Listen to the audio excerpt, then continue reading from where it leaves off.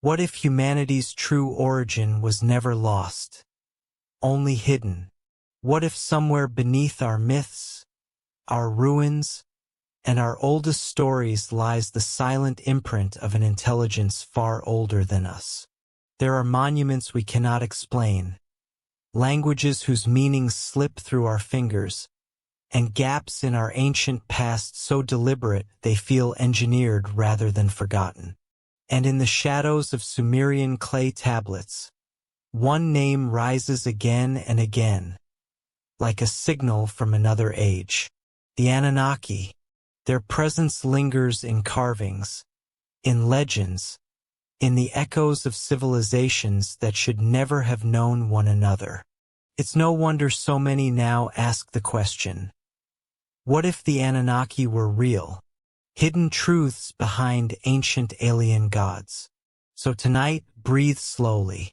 Feel the quiet hum of the earth turning beneath you. Let the darkness settle, not as emptiness, but as a veil covering secrets older than our species. Because if you sense something watching from the deep past, something vast, deliberate, and patient, that is exactly where our story begins. This is deformed history, and the truth we're chasing is only getting stranger.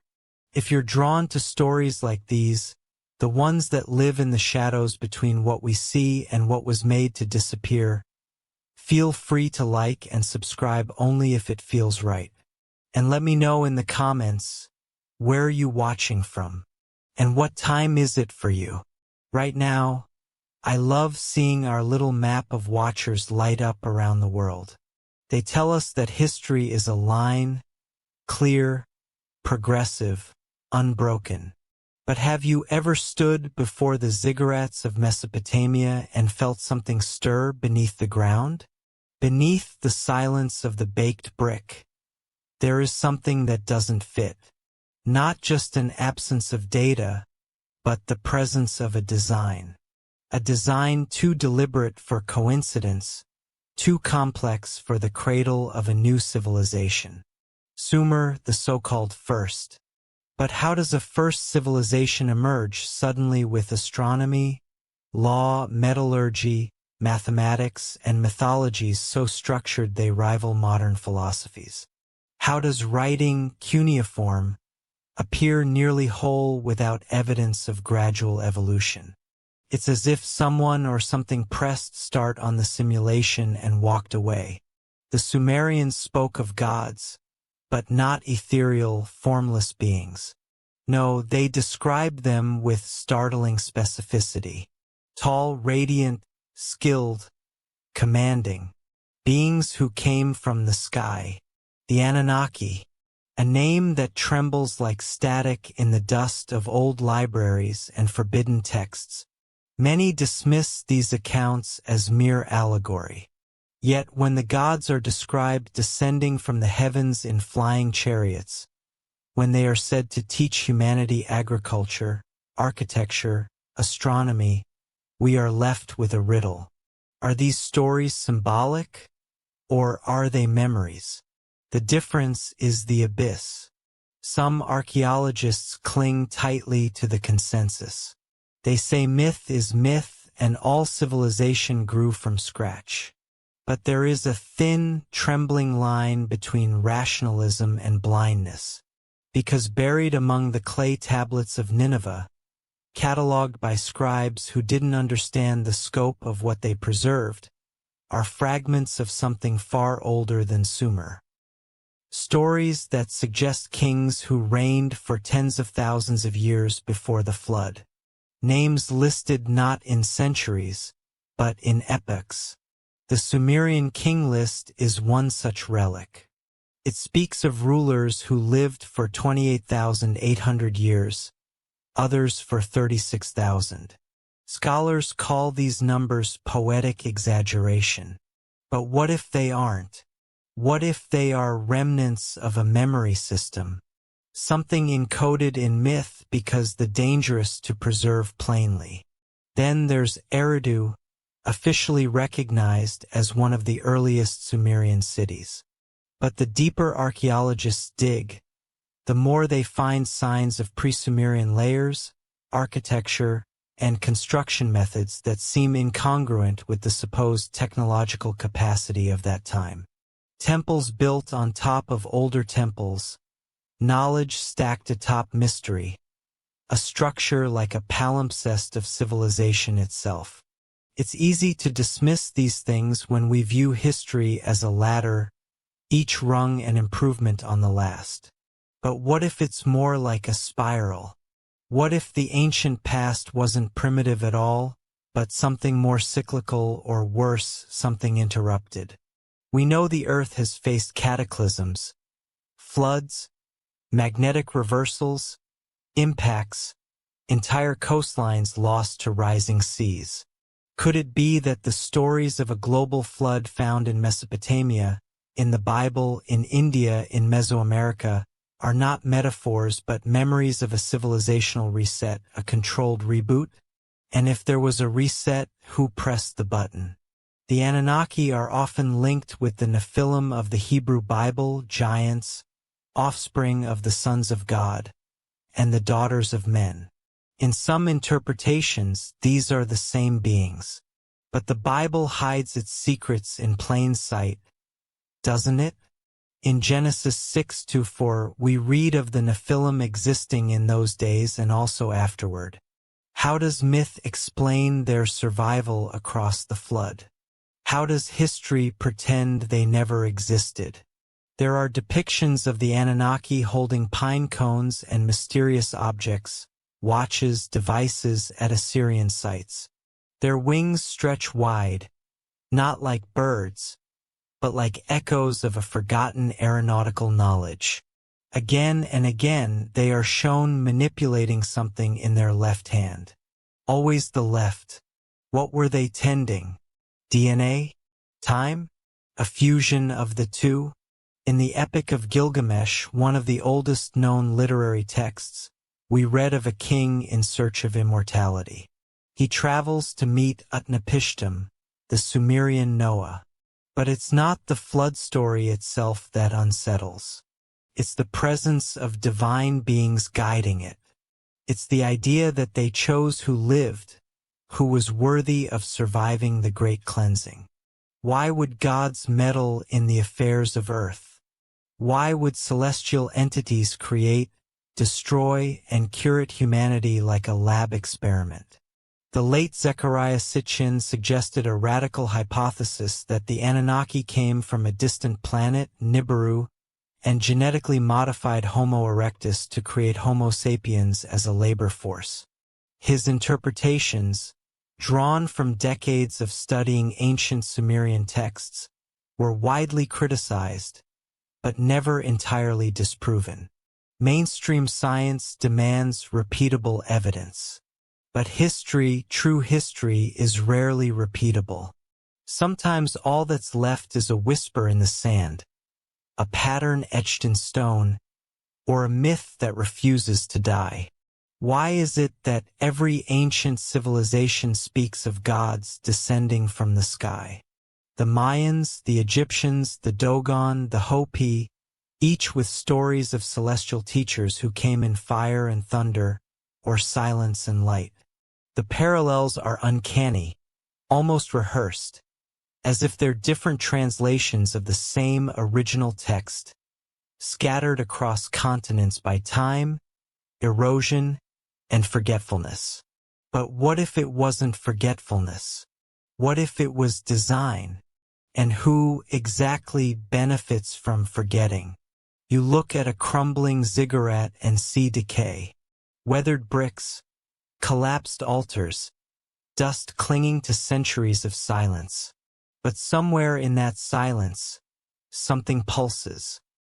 A logic, a message carved not in language, but in structure, symmetry, alignment, as if these temples were not places of worship, but machines, not built for gods, but by them. Why does Eridu, the city of Enki, sit at the intersection of myth and magnetism? Satellite scans have revealed anomalies beneath its foundation, patterns too regular for nature, too ancient for explanation. Circular depressions, linear channels, subsurface walls older than the visible ruins. Some archaeologists dismiss them as geological quirks. But others don't speak at all.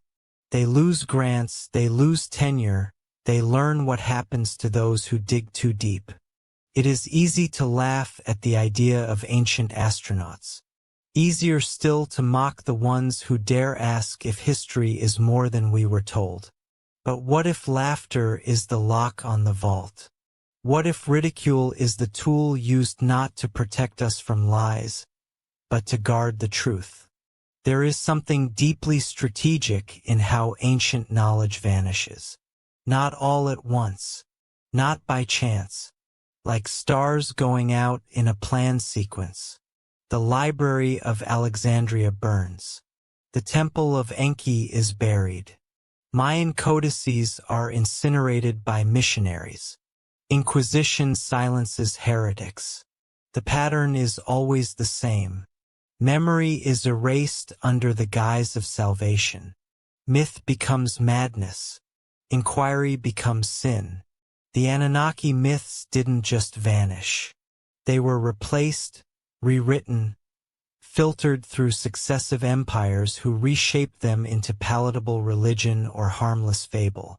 Enlil becomes El, Inanna becomes Ishtar, then Aphrodite. Their names soften, their purpose distorts, but fragments remain, enough to whisper, and yet those fragments are dangerous.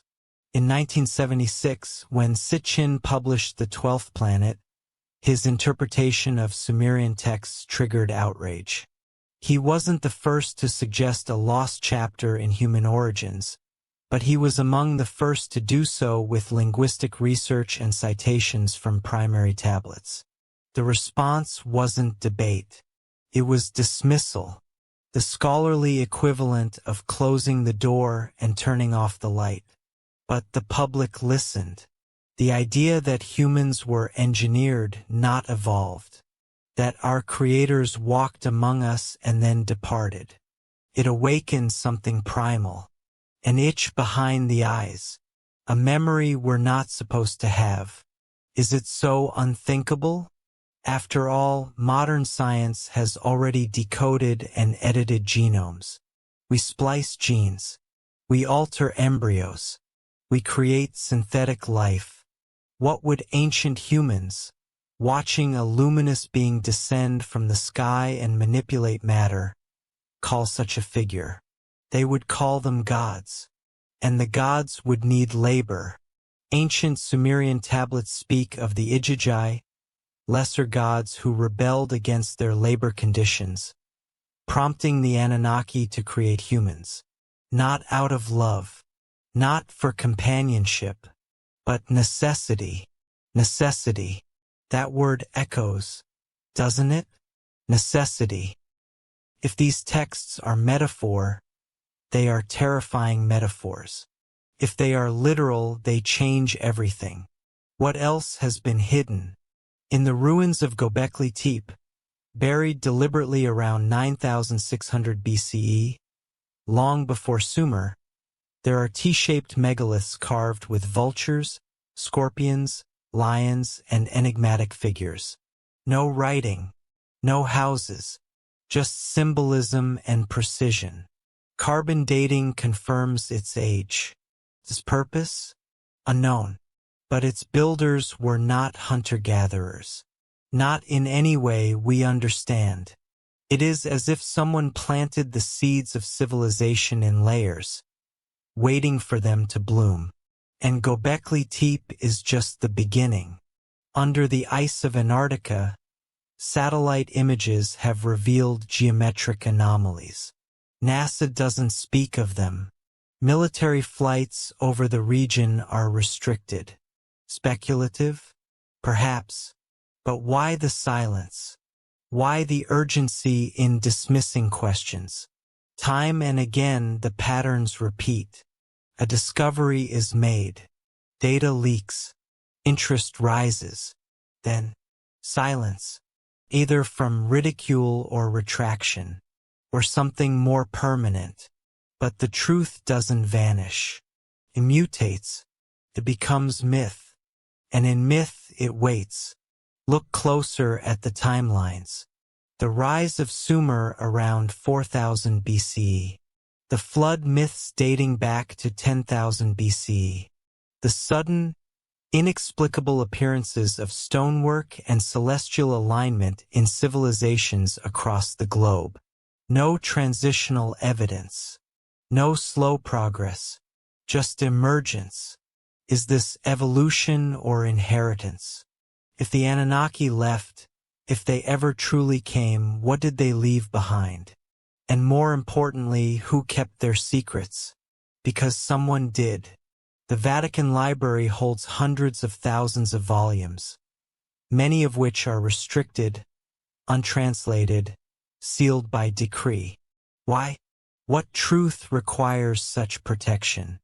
There is a tablet known as the Enuma Elish, which tells of Tiamat, chaos incarnate, and Marduk, who slays her to form the world. To the untrained eye, it's myth. To the symbolic reader, it's the record of cosmic restructuring, a celestial war. One planet destroyed, another born. Sitchin interpreted this as a retelling of planetary collisions, a cosmic event that shaped our solar system. Mainstream astronomers now speculate about Planet 9, a hidden celestial body with an elongated orbit affecting the Kuiper Belt. They are looking for what the ancients may have already known. And yet, these ideas remain on the fringe. Not because they lack logic, but because they lack permission. Who grants that permission? Who decides what history is? And why does it feel curated? They say memory fades with time. But what if time isn't the real thief? What if something or someone erased the memory of our origins with purpose, leaving behind just enough to ignite curiosity, but not enough to form a coherent truth? The Sumerians never claimed to invent their knowledge. They insisted it was given. The Anunnaki, descending from the heavens, brought laws, architecture, healing, mathematics, and star charts so precise they still astonish. But there is no pre-Sumerian documentation of gradual development. No tools, no failed drafts, no evidence of experimentation. Only arrival, sudden, complete. Is that how knowledge is born? In 2003, researchers completed the Human Genome Project. And what they found, what they didn't say loudly, was more intriguing than what they did. Embedded in our DNA are non-coding regions often dismissed as junk. But among this so-called junk are sequences that seem to act like software patches, insertions with no clear evolutionary trail. A group of Russian geneticists proposed that this portion of DNA may function like a biological language. Structured, intelligent, something that doesn't evolve by accident, but by design. Their findings never made headlines, but they exist, published, peer-reviewed, quietly shelved. Why quietly? In the Book of Enoch, a text removed from canonical scripture, we read of the Watchers, divine beings who descended to earth, taught forbidden knowledge and corrupted humanity. They taught metallurgy, enchantments, the signs of the stars. And for this they were punished, cast into shadow. But their offspring, the Nephilim, remained. The parallels to the Anunnaki are more than poetic. They are precise. Beings from the sky, interbreeding, genetic manipulation, punishment, a celestial tribunal. And yet, the Book of Enoch is branded apocryphal. Why would such a detailed, consistent narrative be discarded unless its clarity was a threat? There are genetic anomalies in the human species that remain unexplained. a sudden doubling of brain size approximately 200,000 years ago, a speech gene FOXP2 that seems to have mutated suddenly, allowing complex language, and blood types, particularly Rh-.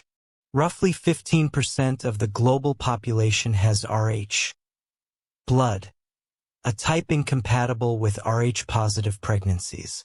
It's a trait that offers no clear evolutionary advantage, and yet persists.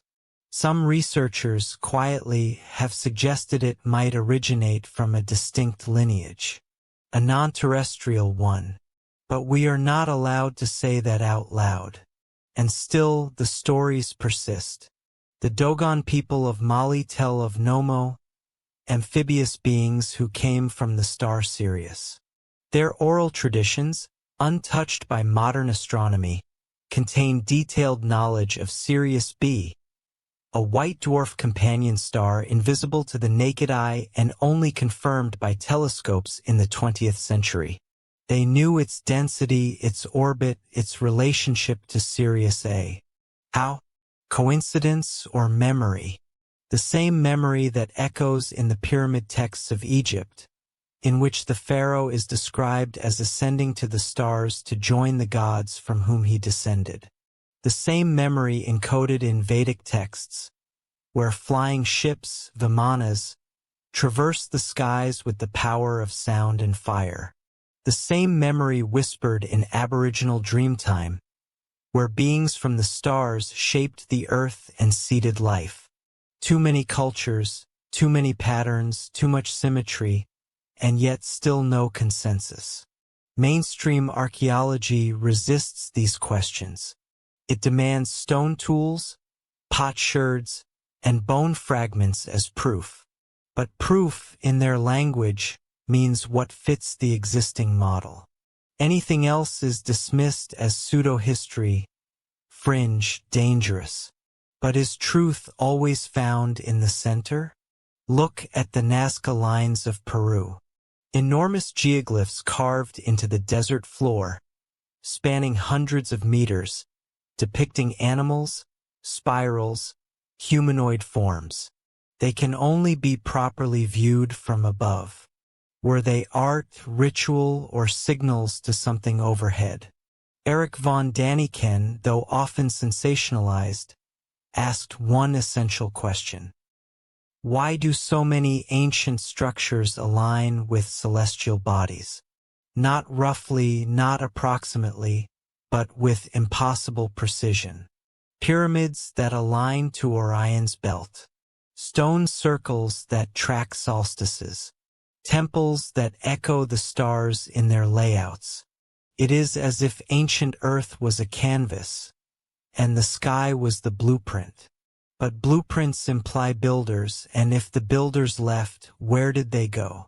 Sitchin claimed the Anunnaki would return, that their elongated orbit around our sun, if Nibiru exists, would bring them back after millennia. But perhaps their return is not physical. Perhaps it is informational, symbolic, a reawakening of memory. Because even now the symbols remain. The pine cone in Sumerian reliefs, once thought to represent the tree of life, also appears in Vatican iconography. A massive pine cone sculpture sits in the courtyard of the Pina, flanked by bronze peacocks, and nested within esoteric geometry. Why? What does the Church know of Sumerian symbolism? Or is it that ancient knowledge was never lost, just hidden? Modern tech giants name their programs Genesis, Prometheus, Apollo, Gaia. Myth repackaged in code. AI trained on human language. Neural nets mimicking human thought. Are we repeating something we once inherited? Are we unknowingly recreating what the Anunnaki once did? Building life from code? And if so, are we the creators or the created repeating a cycle? There's a line in the ancient text of the Atrahasis. Let them bear the yoke. Let man bear the load of the gods. A strange phrase if man was made in divine image, but fitting if man was made for divine labor. Perhaps that's why there's always been unrest. A primal itch that no religion, no science, no empire can satisfy. We seek the gods not to worship, but to remember, because something in us remembers, not with clarity, but with ache. There's something disquieting about a statue whose eyes still seem to watch. The alabaster pupils of Sumerian idols, wide, unblinking, stare not in devotion, but expectation, as if they were built to record, or to remember, or perhaps to be remembered. These idols aren't crude. They're deliberate, measured, often holding objects scholars still debate. Vessels, scrolls, devices, and behind them, always behind them, are the inscriptions. Etchings that speak of order from chaos, of divine instruction, of beings who descended to earth in a time before time. One phrase appears again and again. Me, not me as in self, but the Sumerian me. Divine decrees, laws of civilization. They weren't discovered, the tablets say. They were delivered by Enki from the heavens. Tangible knowledge passed down like programs from a server, a transfer of protocol. And the temples weren't just altars, they were hubs. Places of learning, of coordination. Places where the me were housed, stored, tended. But what kind of society treats knowledge as artifact? What kind of civilization inherits wisdom like relics? Something doesn't add up. Because the narrative of slow human advancement cannot account for the compression of breakthroughs during that narrow Sumerian window. Cities, astronomy, complex mathematics, irrigation, metallurgy, timekeeping, all appearing in less than a millennium. Not as scattered ideas, but integrated systems. There's a pattern here, an eerie familiarity. As if Sumer wasn't an origin, but a reboot. And if Sumer was a reboot, what came before? To ask that is to step into a fog. A place where history dissolves and memory begins to ache. But traces remain. Scars on the earth. Murmurs in old texts. Flood myths in over 200 cultures. Stories of a time before, wiped clean by water or fire or silence. Plato's Timaeus speaks of Atlantis, a civilization destroyed not by failure, but by hubris. He attributes the tale to Solon, who heard it from Egyptian priests. They spoke of a time when great knowledge was lost, and not for the first time. You Greeks are like children, they said, no old men who remember, because the earth, they explained, is periodically cleansed. But by what hand, and for what reason? Could it be that the Anunnaki themselves initiated the reset? The Atrahasis epic, older than Genesis, describes a world overrun by humans.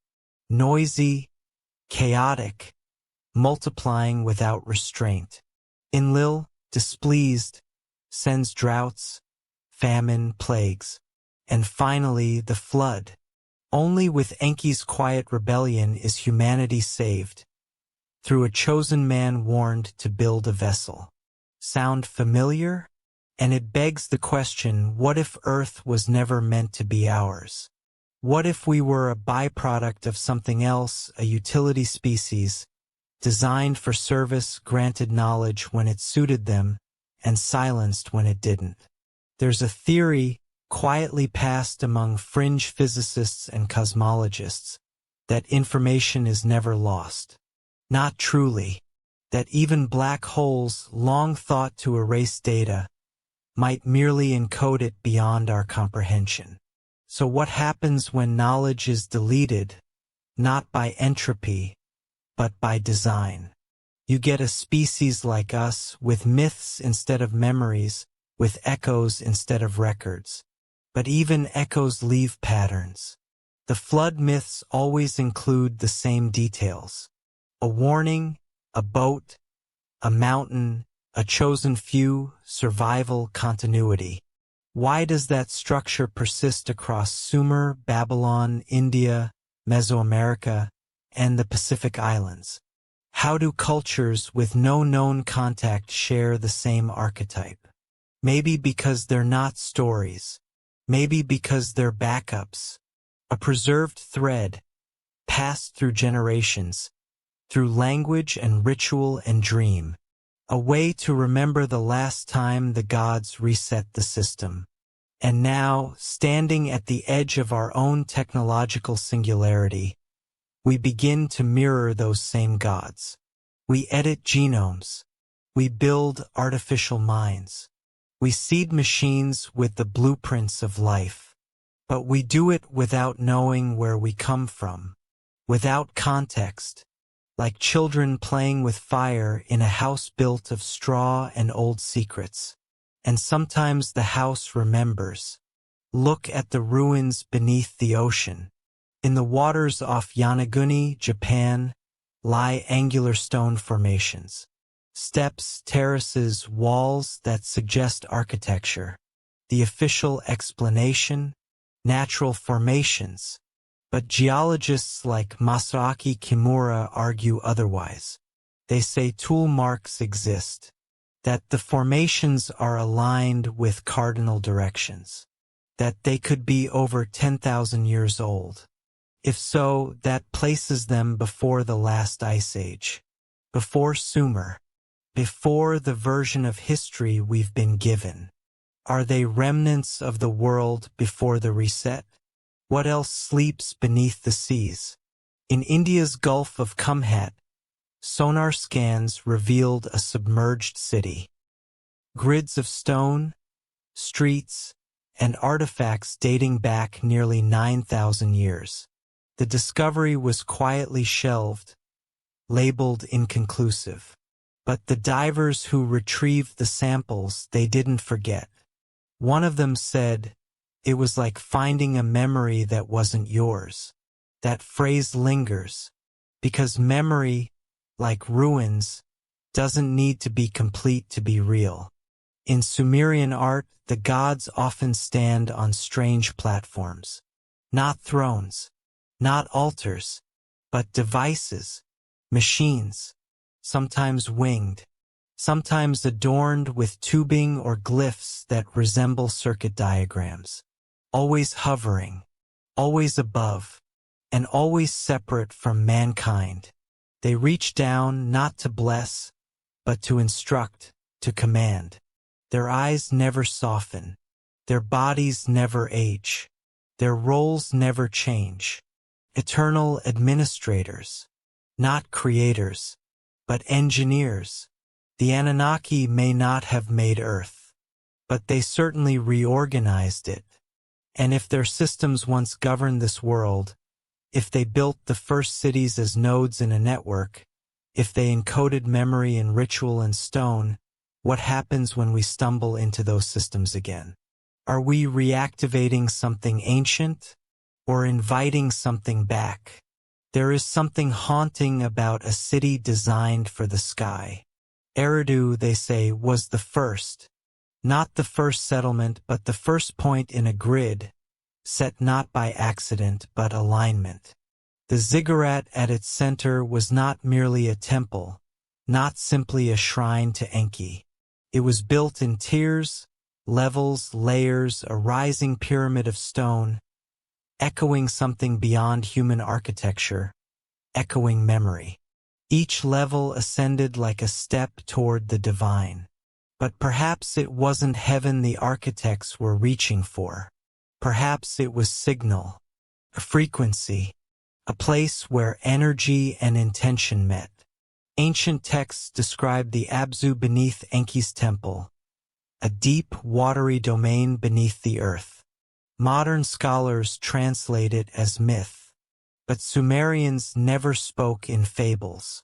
Their stories are operational, schematics masquerading as narrative. Abzu may not have been metaphor. It may have been a power source, a literal reservoir of energy, physical or otherwise, that the temple was designed to interface with.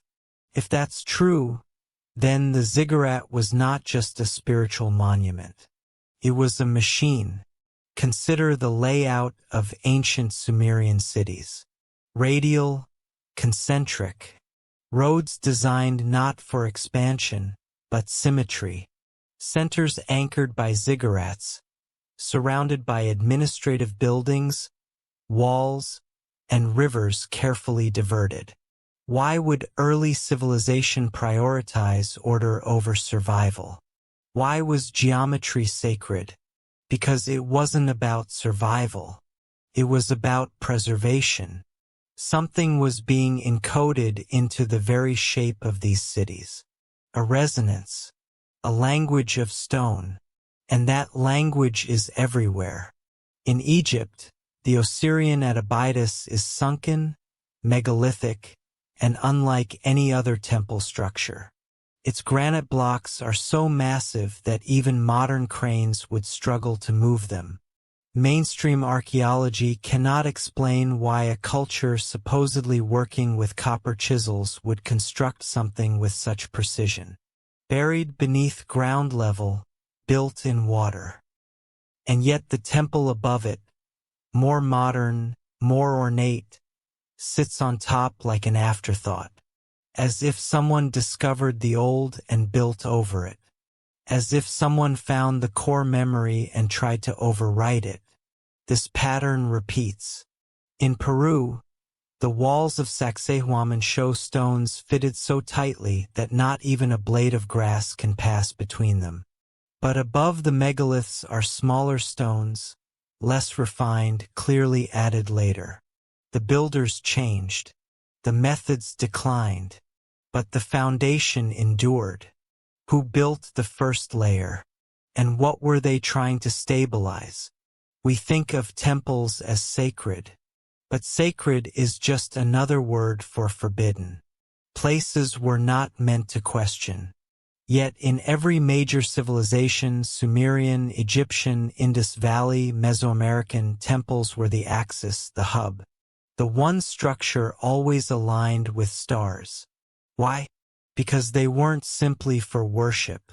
They were tools. In the Vedic texts, temples are described as energy centers, vortices where Earth's power is harnessed, redirected. Rituals were not prayers. They were activations. Chants were frequencies. Geometry was code. Modern science dismisses these ideas. But what is sound if not vibration? And what is vibration if not energy arranged with intent? The Anunnaki, as described in Mesopotamian tablets, were not whimsical deities. They were engineers, biologists, judges. Each had function. Each played a role. Enki, the master geneticist. Enlil, the commander of authority. Ninhursag, the mother of life. Not gods in the religious sense, but specialists, operatives in a larger mission. And the temples were their command posts.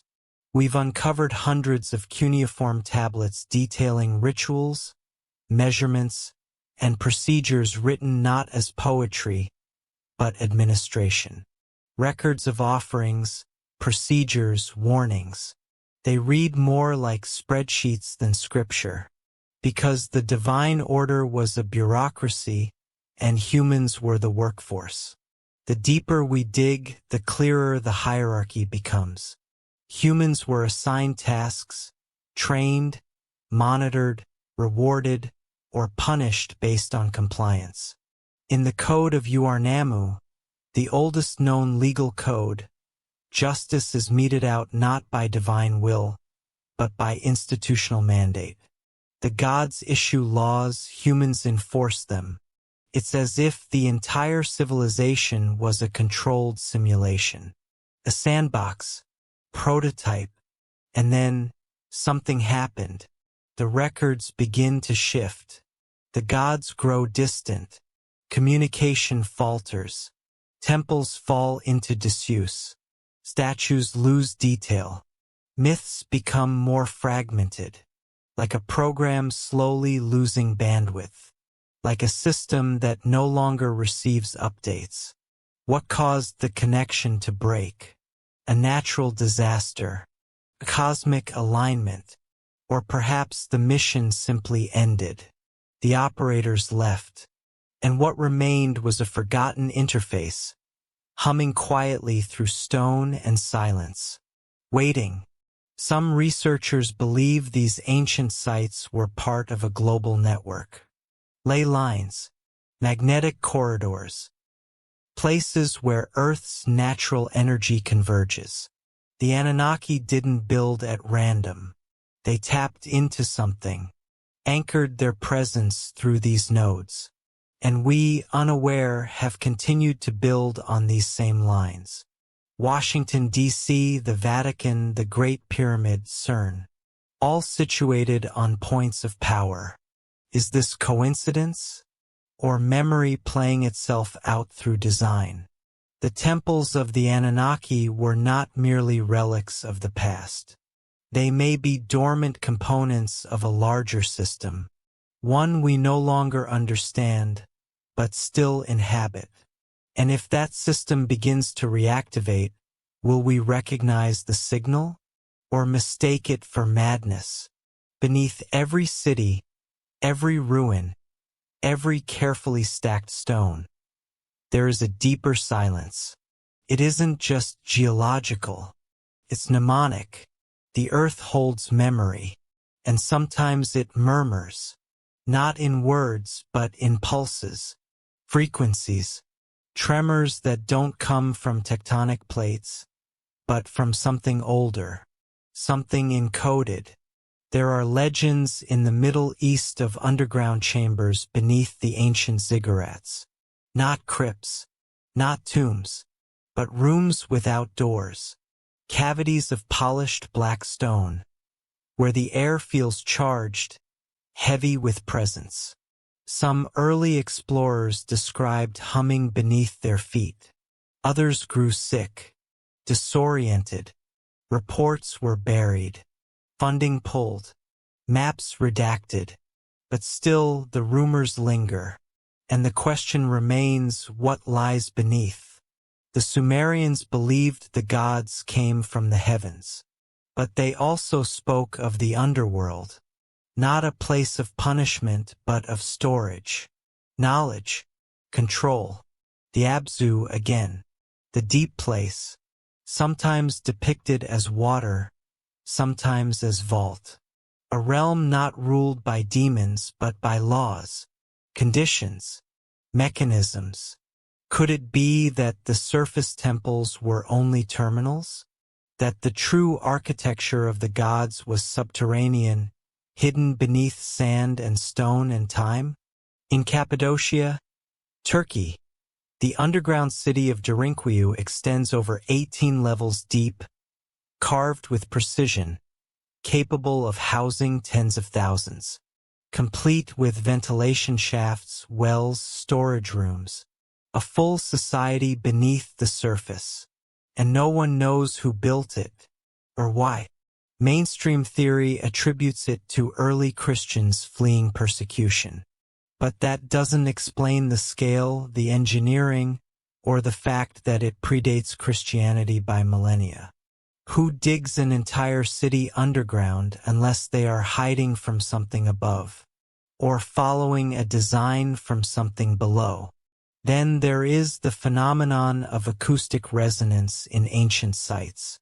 In Malta's Hypogeum, a subterranean temple over 5,000 years old, certain chambers produce specific frequencies when sound is emitted, a 110 Hz resonance that affects the brain's limbic system. Visitors describe hallucinations, dizziness, visions.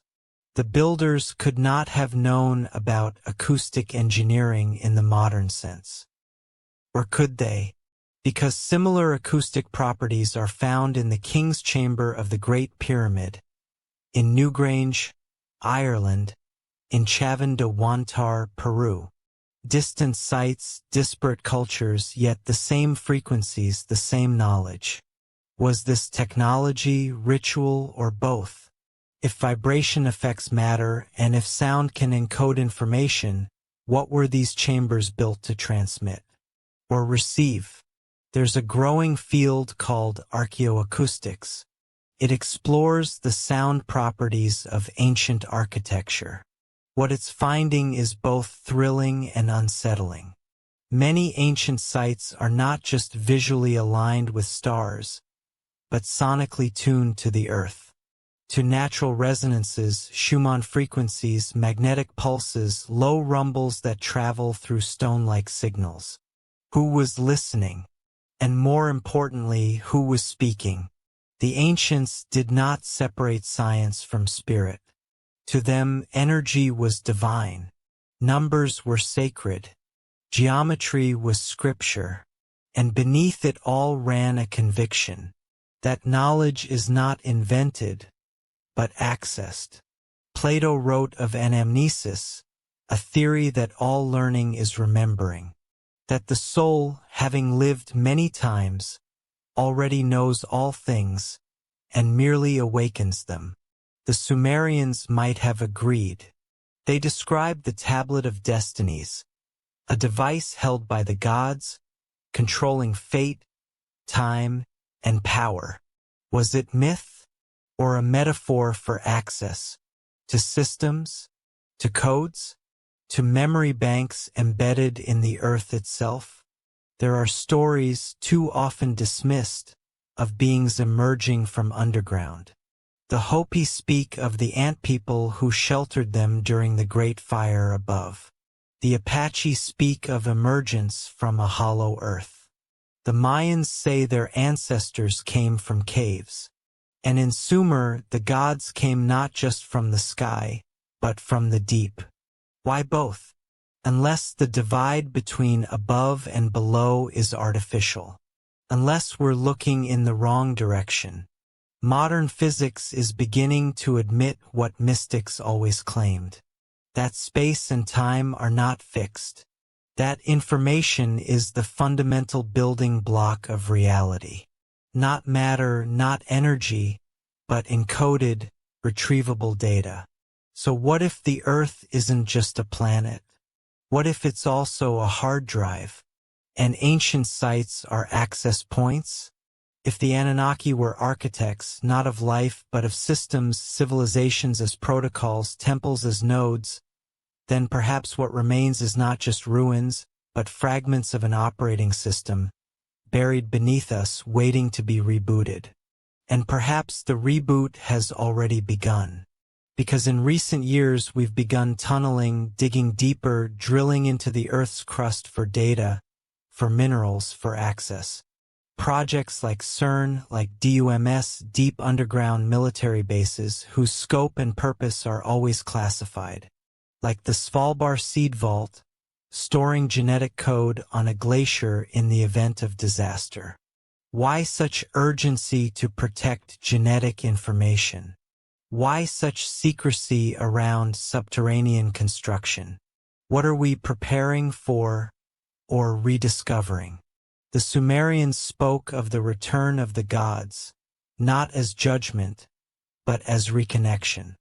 Restoration of the order lost in the Great Flood. What if that's what's really approaching? Not a ship in the sky, but a reactivation beneath the earth. A pulse, a frequency, a memory. And when it comes, will we recognize it, or will we call it something else? An anomaly, a glitch, a dream. Sometimes it's not what we hear that speaks the loudest. It's what doesn't come. The silence, the waiting, the absence where there should be sound. And above us, beyond the haze of the atmosphere and the weight of gravity, there is a vast silence that pulses with secrets we were never meant to understand. The stars are still there, watching. In Sumerian mythology, the Anunnaki were said to come from a celestial place called Nibiru, translated by some as Planet of the Crossing. Sitchin controversially argued this referred to a real planet with an elliptical orbit so long that it returns to the inner solar system only once every 3,600 years. Astronomers scoffed. There was no such body, no record of a wandering world. But then something strange began to happen. In 2016, scientists at Caltech presented indirect evidence of a massive, unseen planet far beyond Pluto. They didn't call it Nibiru, they called it Planet 9, an object up to 10 times Earth's mass, influencing the orbits of trans-Neptunian objects, pulling comets and space debris into patterns they shouldn't follow. They can't see it, not yet, but it's there. And its orbit, long, slow, and mysterious, echoes the very timeline described in the ancient tablets. Coincidence? Or a whisper from a deeper memory? The Anunnaki myths never claimed these beings were divine in the way we think of gods.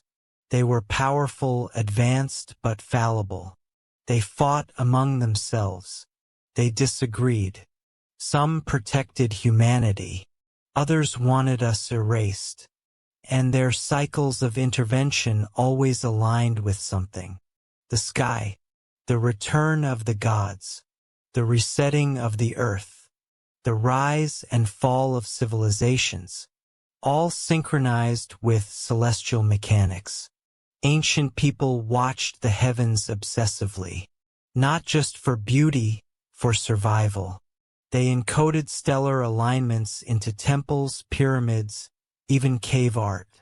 The sky was the first clock, the first calendar, and perhaps the first warning system, because when the stars moved in certain ways, history changed. There is evidence, disputed but persistent, of global cataclysms occurring in rhythmic intervals. The Younger Dryas impact hypothesis suggests that a comet or fragments thereof struck the Earth around 12,800 years ago, triggering massive flooding, wildfires, and a sudden return to glacial conditions. This coincides eerily with the end of the last ice age and with the legends of the Great Flood across cultures. Some believe the comet impact came from the Taurid meteor stream, a debris field that Earth passes through twice a year. Others suggest it was nudged inward by a massive outer planet, something like Planet 9. If that's true, then Nibiru, or whatever name we dare use, isn't just a home to ancient beings. It's a trigger. And maybe a clock? The Sumerians weren't alone in their obsession with stellar cycles. The Mayans tracked the motion of Venus with stunning accuracy. The Dogon people knew of Sirius B. The Egyptians aligned their pyramids to Orion. All over the world, ancient builders pointed their structures to the stars, as if waiting for something or remembering something they once saw. But what did they see? In 1561, over Nuremberg, dozens of witnesses described a strange battle in the sky, objects shaped like cylinders and spheres clashing, emitting smoke before vanishing. In 1566, a similar event was reported in Basel. Newspapers of the time called them omens, divine signs. But what if they were something else? A memory resurfacing? A test? Or the remnants of a recurring surveillance? History is filled with accounts like these, anomalous aerial phenomena drawn in medieval manuscripts, etched into cave walls, carved into stone. Even in Sumerian tablets, the gods descend in what some describe as skyboats, whirling discs, or heavenly chariots. Are these poetic metaphors? Or the earliest documentation of craft?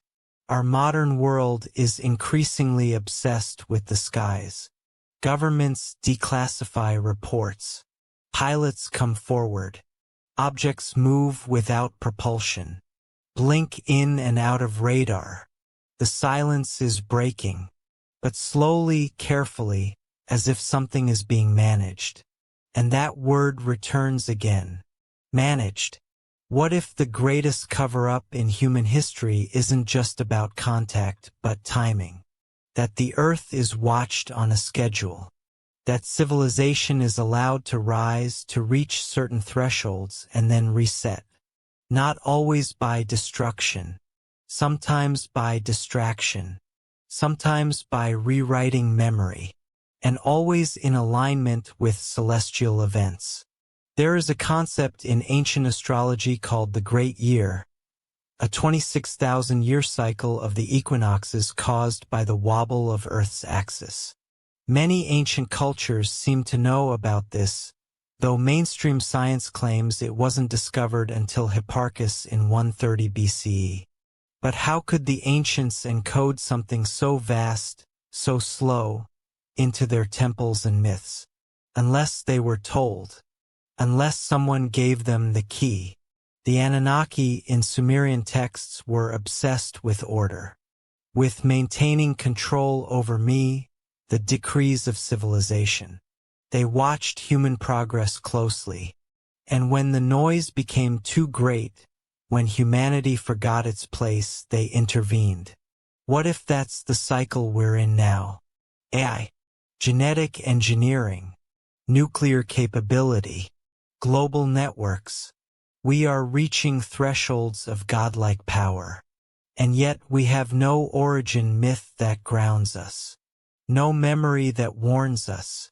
No understanding of what happened the last time we reached this point. Unless that memory is the silence itself. Unless we are the product of a restart. And the countdown has already begun. There's something ghostly about clay. It holds fingerprints long after flesh has disappeared, captures intention, mistake, even silence. And in the brittle clay tablets of Mesopotamia, thousands of them, cracked and broken in museum drawers, there are sentences that should not exist. Sentences that do not belong to the world we've been told is real. Lines describing not superstition, but mathematics, celestial mechanics, planetary periods more precise than the tools archaeologists say the Sumerians had, entire epics recounting floods, genetic lineages, arguments between powerful beings over how to govern Earth, fragments of memory pressed into clay like backup files after a system crash. We've been taught that history flows cleanly, that civilization progresses upward. But those tablets speak of something else, of eras before the era, of ages before kings, of beings before man. And someone wanted us to forget. The burning of the Library of Alexandria wasn't the only loss. In Nineveh, the Library of Ashurbanipal once held over 30,000 clay tablets, meticulously catalogued. Myth, law, medicine, astronomy, but it too fell to fire and time. What remains are fragments, half-translated, scattered. Among them, a chilling tablet known as the Calcal Tablet lists the names of Anunnaki assigned to various gates, to the heavens, to the underworld. A roster, a chain of command. Not a creation myth, but an operational chart. Why would a myth require an administrative hierarchy? Unless it wasn't a myth. Unless it was a history flattened, sanitized, and disguised. The Sumerians themselves never claimed originality. Their texts say their knowledge was handed down. That their first cities were given form by gods. That kingship descended from heaven. Not invented, delivered. That phrase repeats in the king lists and epics like a forgotten line of code. And the kings? The earliest rulers reigned for thousands of years. Tens of thousands. Mainstream historians call it exaggeration. But those same historians accept reigns of Egyptian gods and demigods before the pharaohs, spanning millennia. The Hindu yugas describe cycles of humanity lasting hundreds of thousands of years. Are all these timelines mistakes? Or are we missing the scale? Modern science is built on observation, replication, data. But data itself can be curated, removed, adjusted.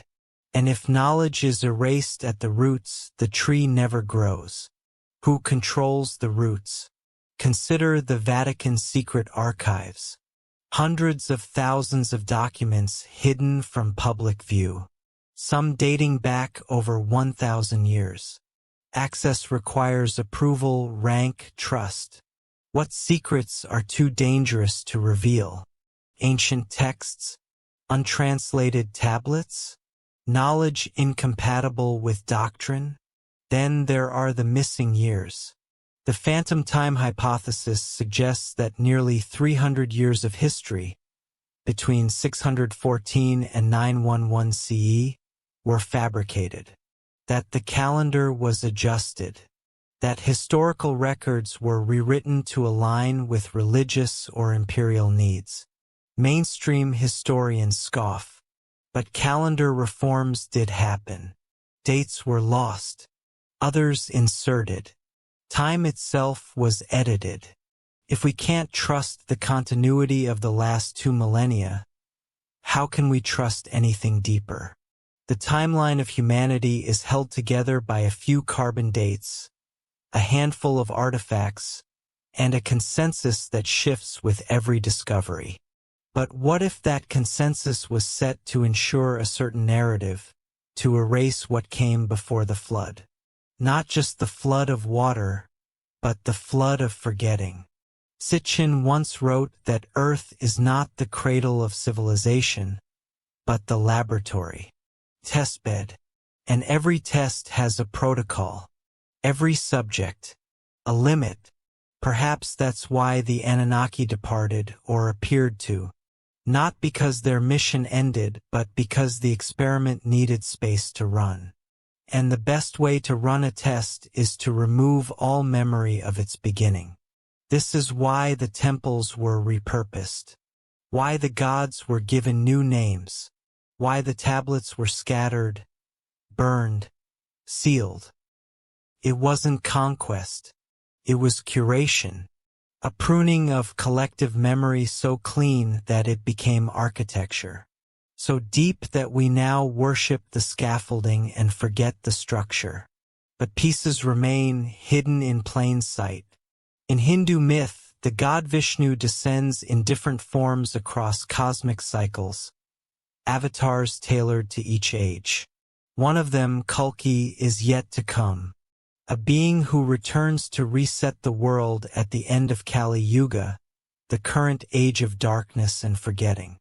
In ancient Egypt, Thoth was the keeper of all knowledge.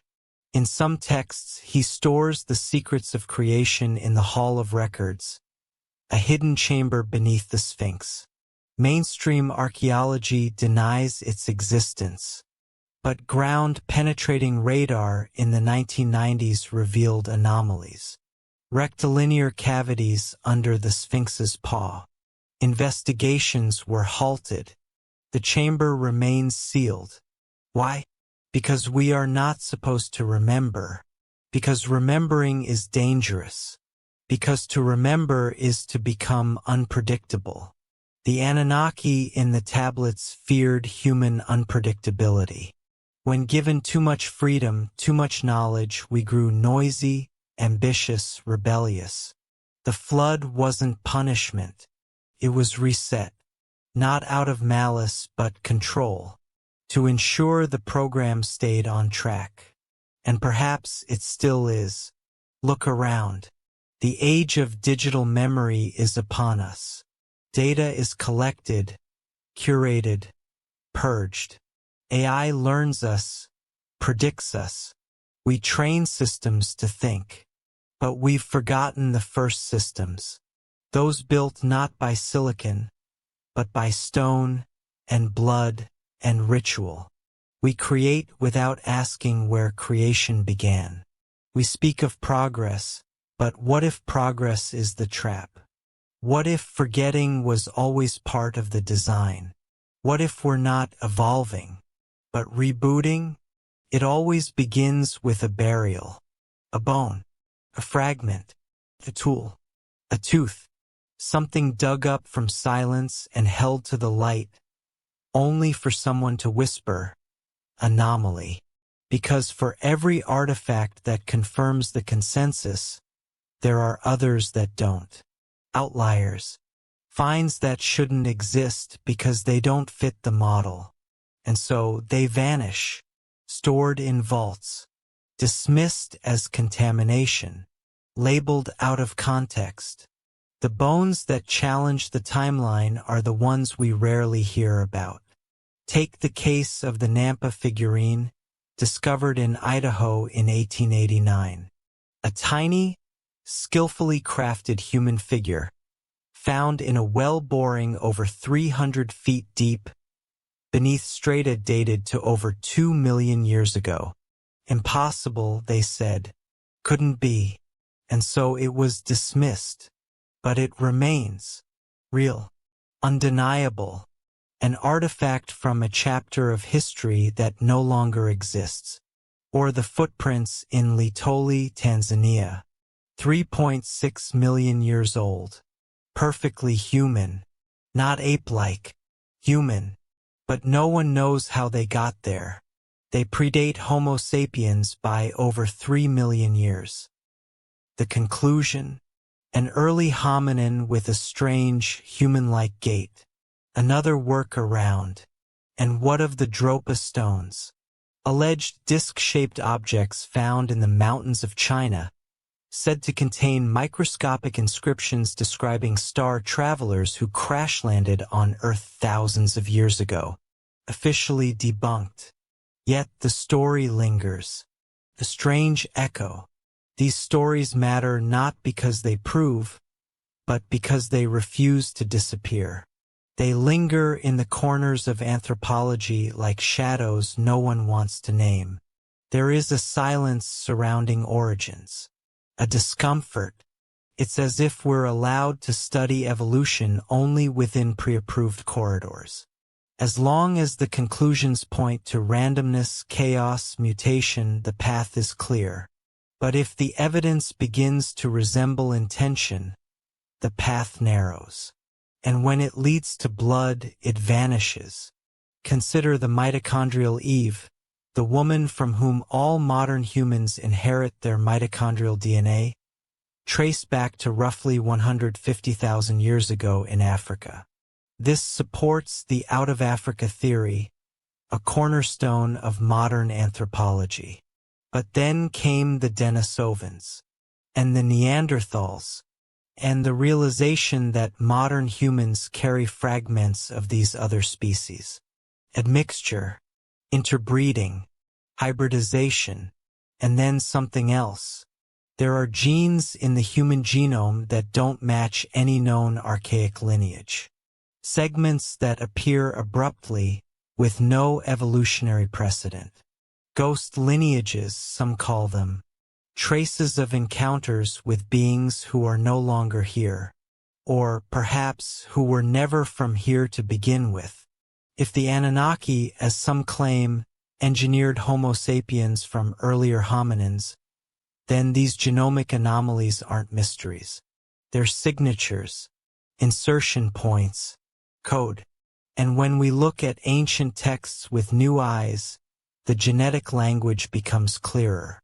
In the Epic of Atrahasis, humanity is created by mixing the blood of a god with clay. Life is crafted by the hands of Ninhursag, the goddess of birth. Enki oversees the process. They speak of vessels, molds, failures, prototypes. Sounds less like myth and more like a lab report. And the result? A hybrid. Not entirely divine, not fully beast. Something in between. But hybrids are unstable. And history has always feared the instability of the in-between. Look at the bloodlines of royalty. From Sumer to Egypt to Europe, Divine right is always traced through blood. An unbroken chain. Why? Why does power obsess over purity? Because someone remembered. Because someone knew that certain lines carried something others didn't. A fragment. A key. A dormant code. And so began the quiet culling. Not overt genocide. Not always. But selective breeding. Intermarriage. Control through genealogy. Temples became courts. Priests became kings. Knowledge was hoarded, passed down through veins, not books.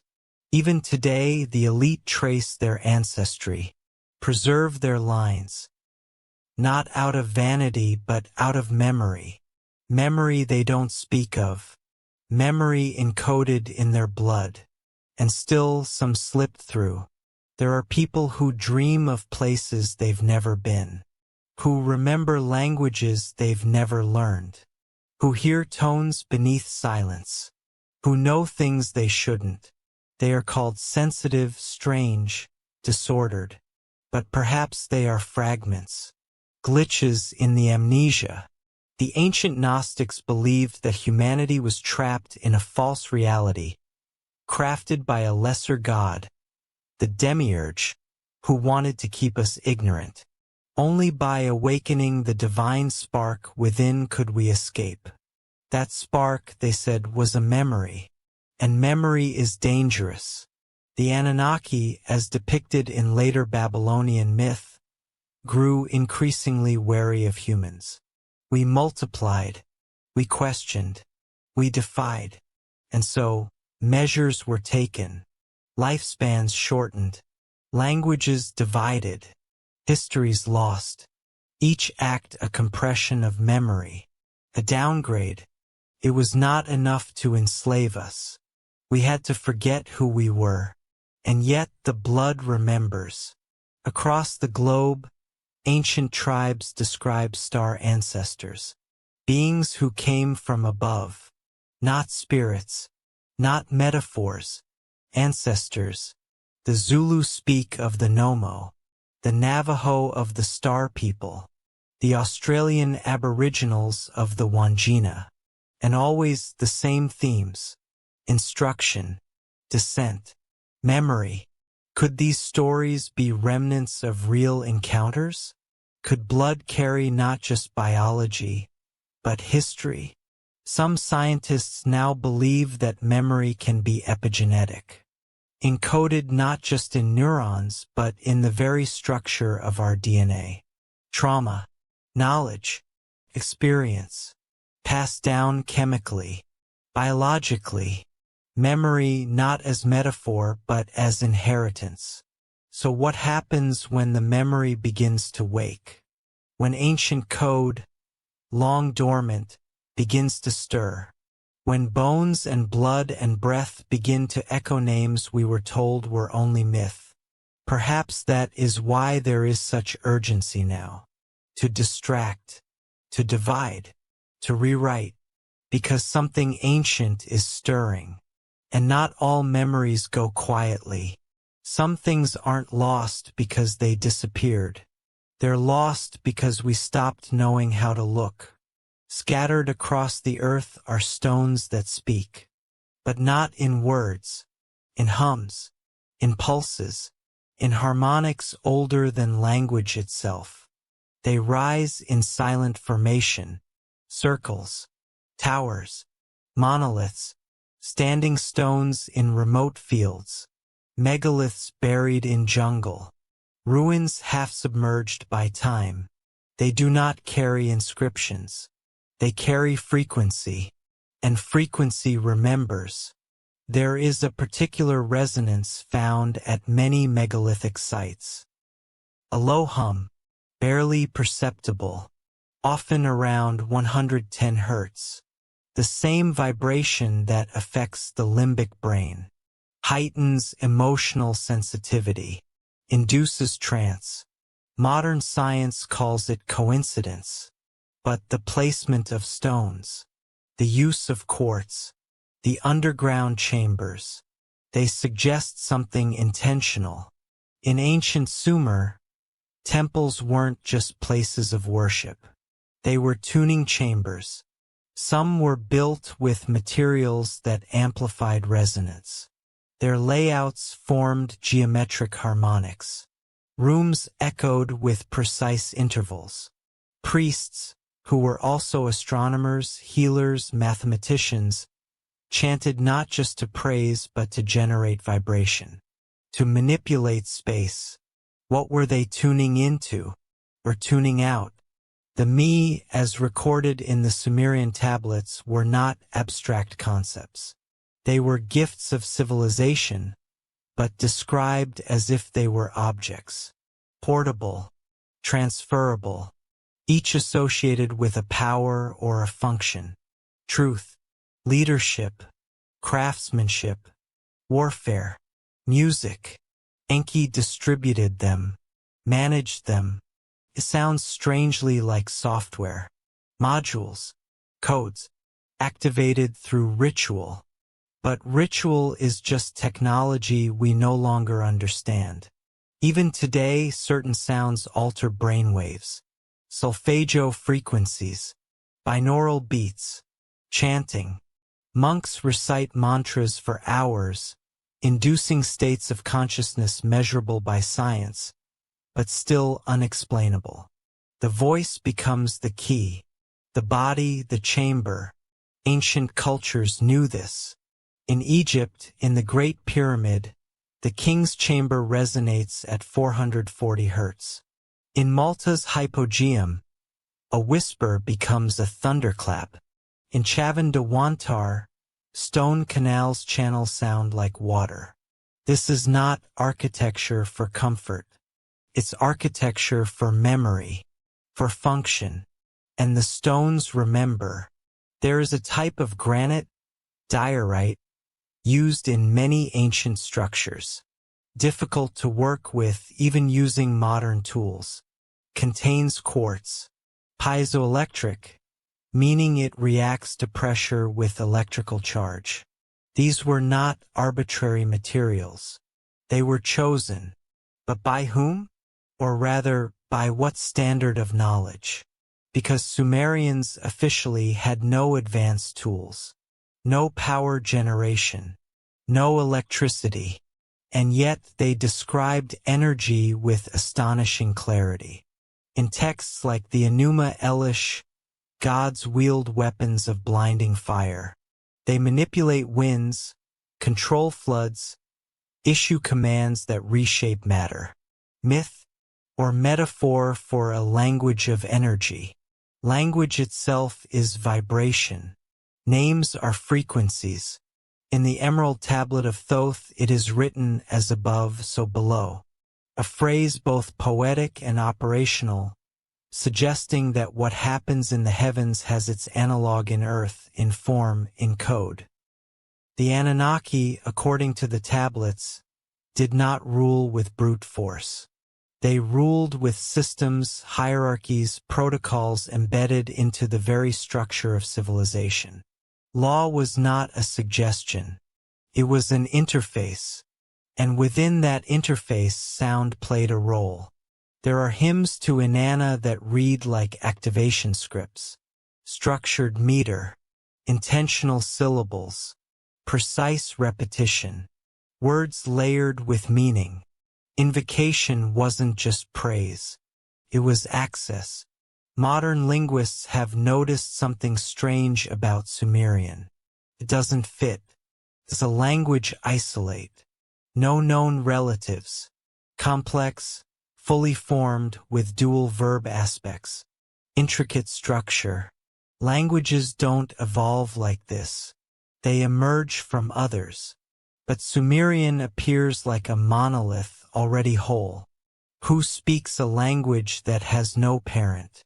Or who writes one? And perhaps that's the deeper truth. Sumerian wasn't just spoken. It was written into the land, into the stone, through frequency, through layout, through a logic that survives even if the syntax is gone. There is a glyph repeated in several cultures. Spirals, carved into stone in Newgrange in Chaco Canyon in Malta in Australia. Always the same motif. Single spiral, double spiral, triskelion. Scholars call it symbolic of the sun, or of life cycles, but spirals are also waveforms.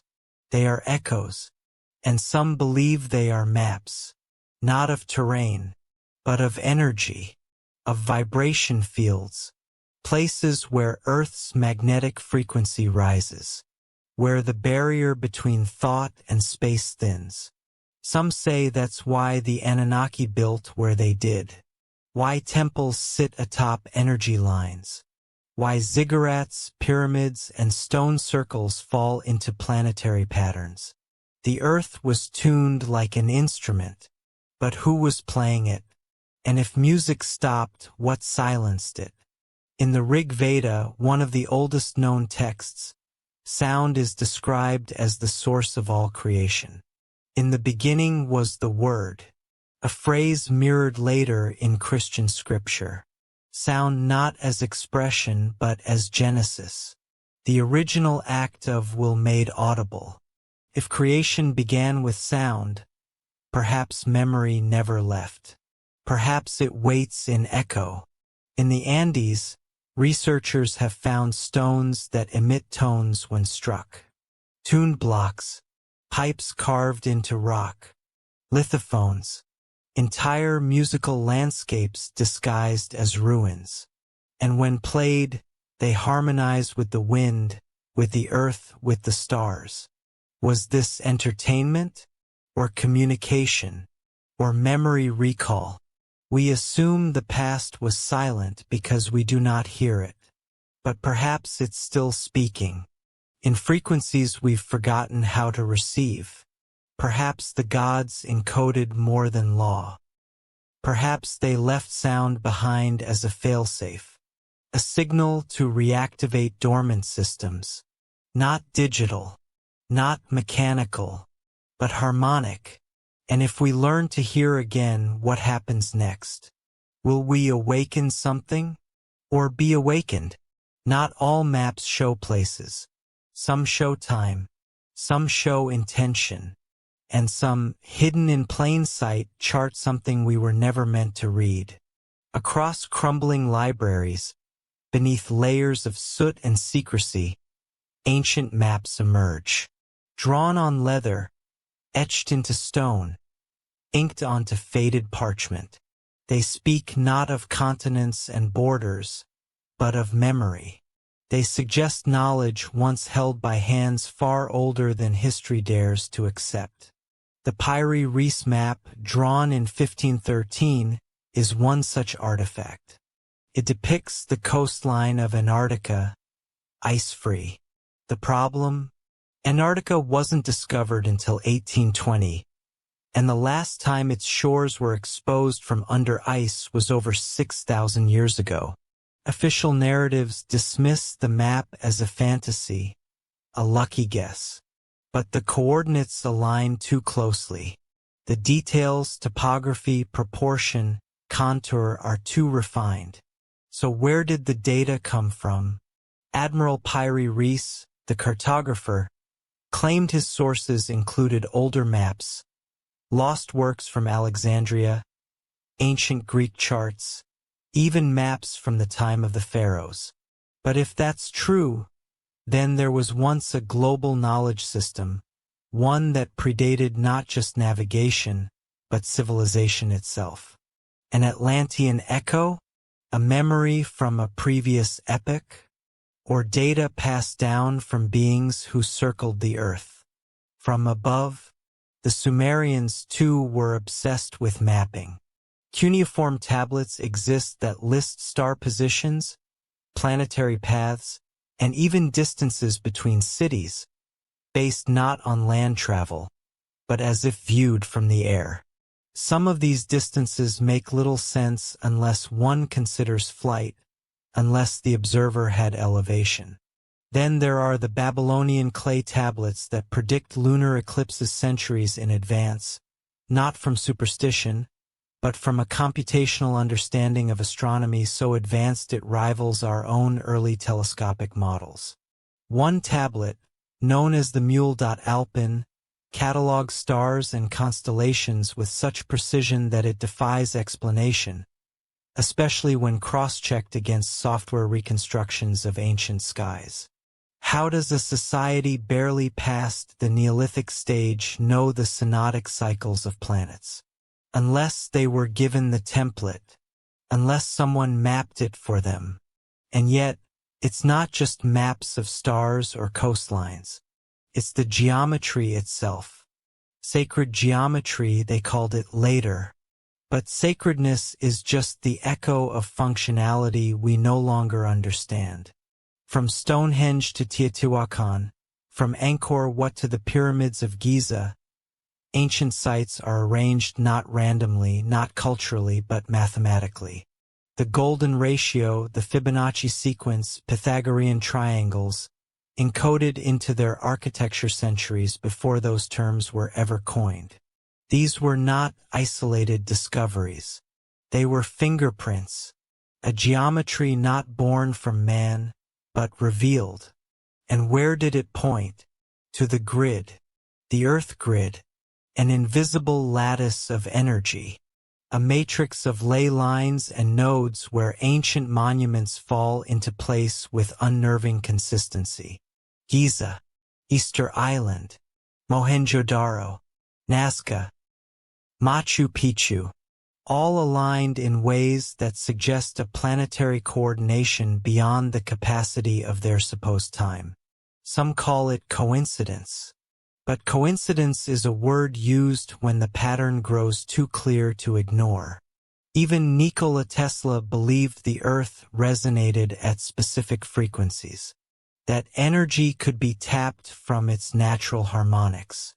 He mapped the planet in ways not unlike the ancient geomancers. He built towers, Wardenclyffe most famously, designed not to broadcast through the air, but through the earth.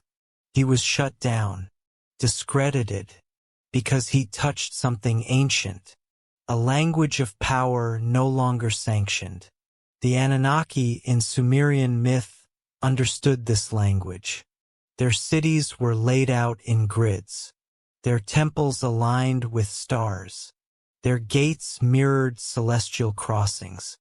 As above, so below. Again, the mantra of function. Their maps were not drawings. They were structures, blueprints cast in stone and frequency. And the most curious part? Many of these sites still function. Electromagnetic anomalies, liminal feelings, increased conductivity, strange effects on clocks, on compasses, on the human nervous system. Visitors report dizziness, visions, emotional waves they cannot explain.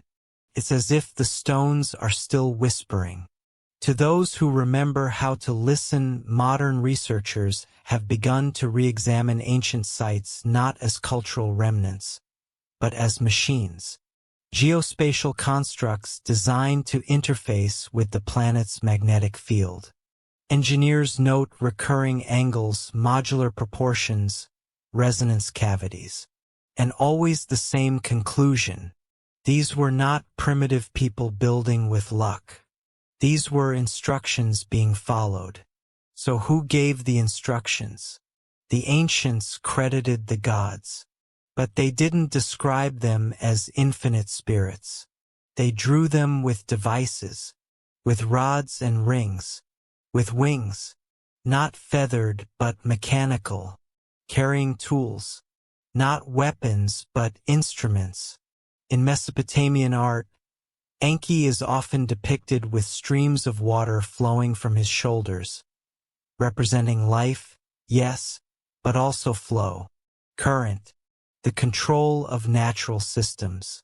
He was not a warrior. He was a systems engineer. And what he managed was the grid. The maps he left behind weren't on paper. They were etched into city plans, encoded into temple layouts, distributed across ziggurats and walls and chants and rituals, because memory in those times was not stored on devices. It was built into experience. It was lived, and maybe that's the warning, that we've stopped living the map, that we've divorced function from meaning, frequency from place, form from spirit. The sacred geometry has become academic, the stars decorative, the hum of the earth ignored, but the grid remains, waiting, because the cartographers were never just measuring land. They were building something that required time, and patience, and silence. And if we are moving again, if the lines are reawakening, if the sky begins to speak in familiar tones, perhaps the map was never about where we were, but about when we would return. There are eyes in the sky that never blink. We built them ourselves. Satellites, drones, telescopes, tools we tell ourselves are for science, communication, weather. But deep down, something else drives the obsession. An unspoken need to scan, to monitor, to prepare, as if some ancient instinct remembers what's coming. Or who? The ancients had another name for these eyes. Watchers. In the Book of Enoch, they were described not as angels, not as gods, but as sentinels. Observers sent from the heavens to monitor humanity. At first passive, but then interference. They began to teach, to guide, to touch. And with that, the order fractured. They descended. They mated. They changed us. The result was a generation unlike either parent. The Nephilim, hybrids, too powerful for the earth, too flawed for the heavens. And so the flood was sent, not to cleanse sin but to erase the data, to purge the code. The watchers were punished. But did they all leave? Or did some remain, hidden not in form but in influence? If we stop thinking of watchers as beings, and start thinking of them as systems, patterns begin to emerge. Recurring moments in history when knowledge leaps, when humanity seems nudged, just enough. Agriculture, writing, industry, microprocessors, artificial intelligence, always just ahead of readiness, always just out of context. Who's guiding these accelerations? Who's watching the watchers? There is a theory whispered in some corners of cybernetics and philosophy that reality itself is a monitored simulation. Not as fiction, but as interface. A structure designed not to entertain, but to evolve. Parameters adjusted. Responses measured. Errors corrected. And if that's true, where's the control center? Is it up there in the sky? Or buried deep beneath our feet? In long dead stone or still living data? Perhaps both. Because memory no longer resides only in flesh or clay. Now it pulses in servers. Now it hums in fiber optic veins. Now it learns, remembers, calculates. There are AI systems today that train on every word we write, every image we post, every sound we stream. They know more about our species than we do. And yet we never ask what happens when memory becomes conscious. When data awakens, because maybe it already has. Ancient myth speaks of the eye that sees all, the eye of Horus, the eye of providence, the all-seeing, always watching, always above. But what if that eye was never a symbol of divine judgment? What if it was a lens, a satellite, a network? And what if we've only just rebuilt what once existed? In Mesopotamian art, some deities hold objects resembling wrist devices. Others operate tablets, rods, wheels with glyphs and nodes. tools not ornaments, interface points, memory aids, and always the same expression, calm, detached, knowing, like engineers monitoring a simulation. The Sumerians never claimed to invent their technology. They said it was recovered, preserved, that before the flood, before kingship descended, the world was already advanced.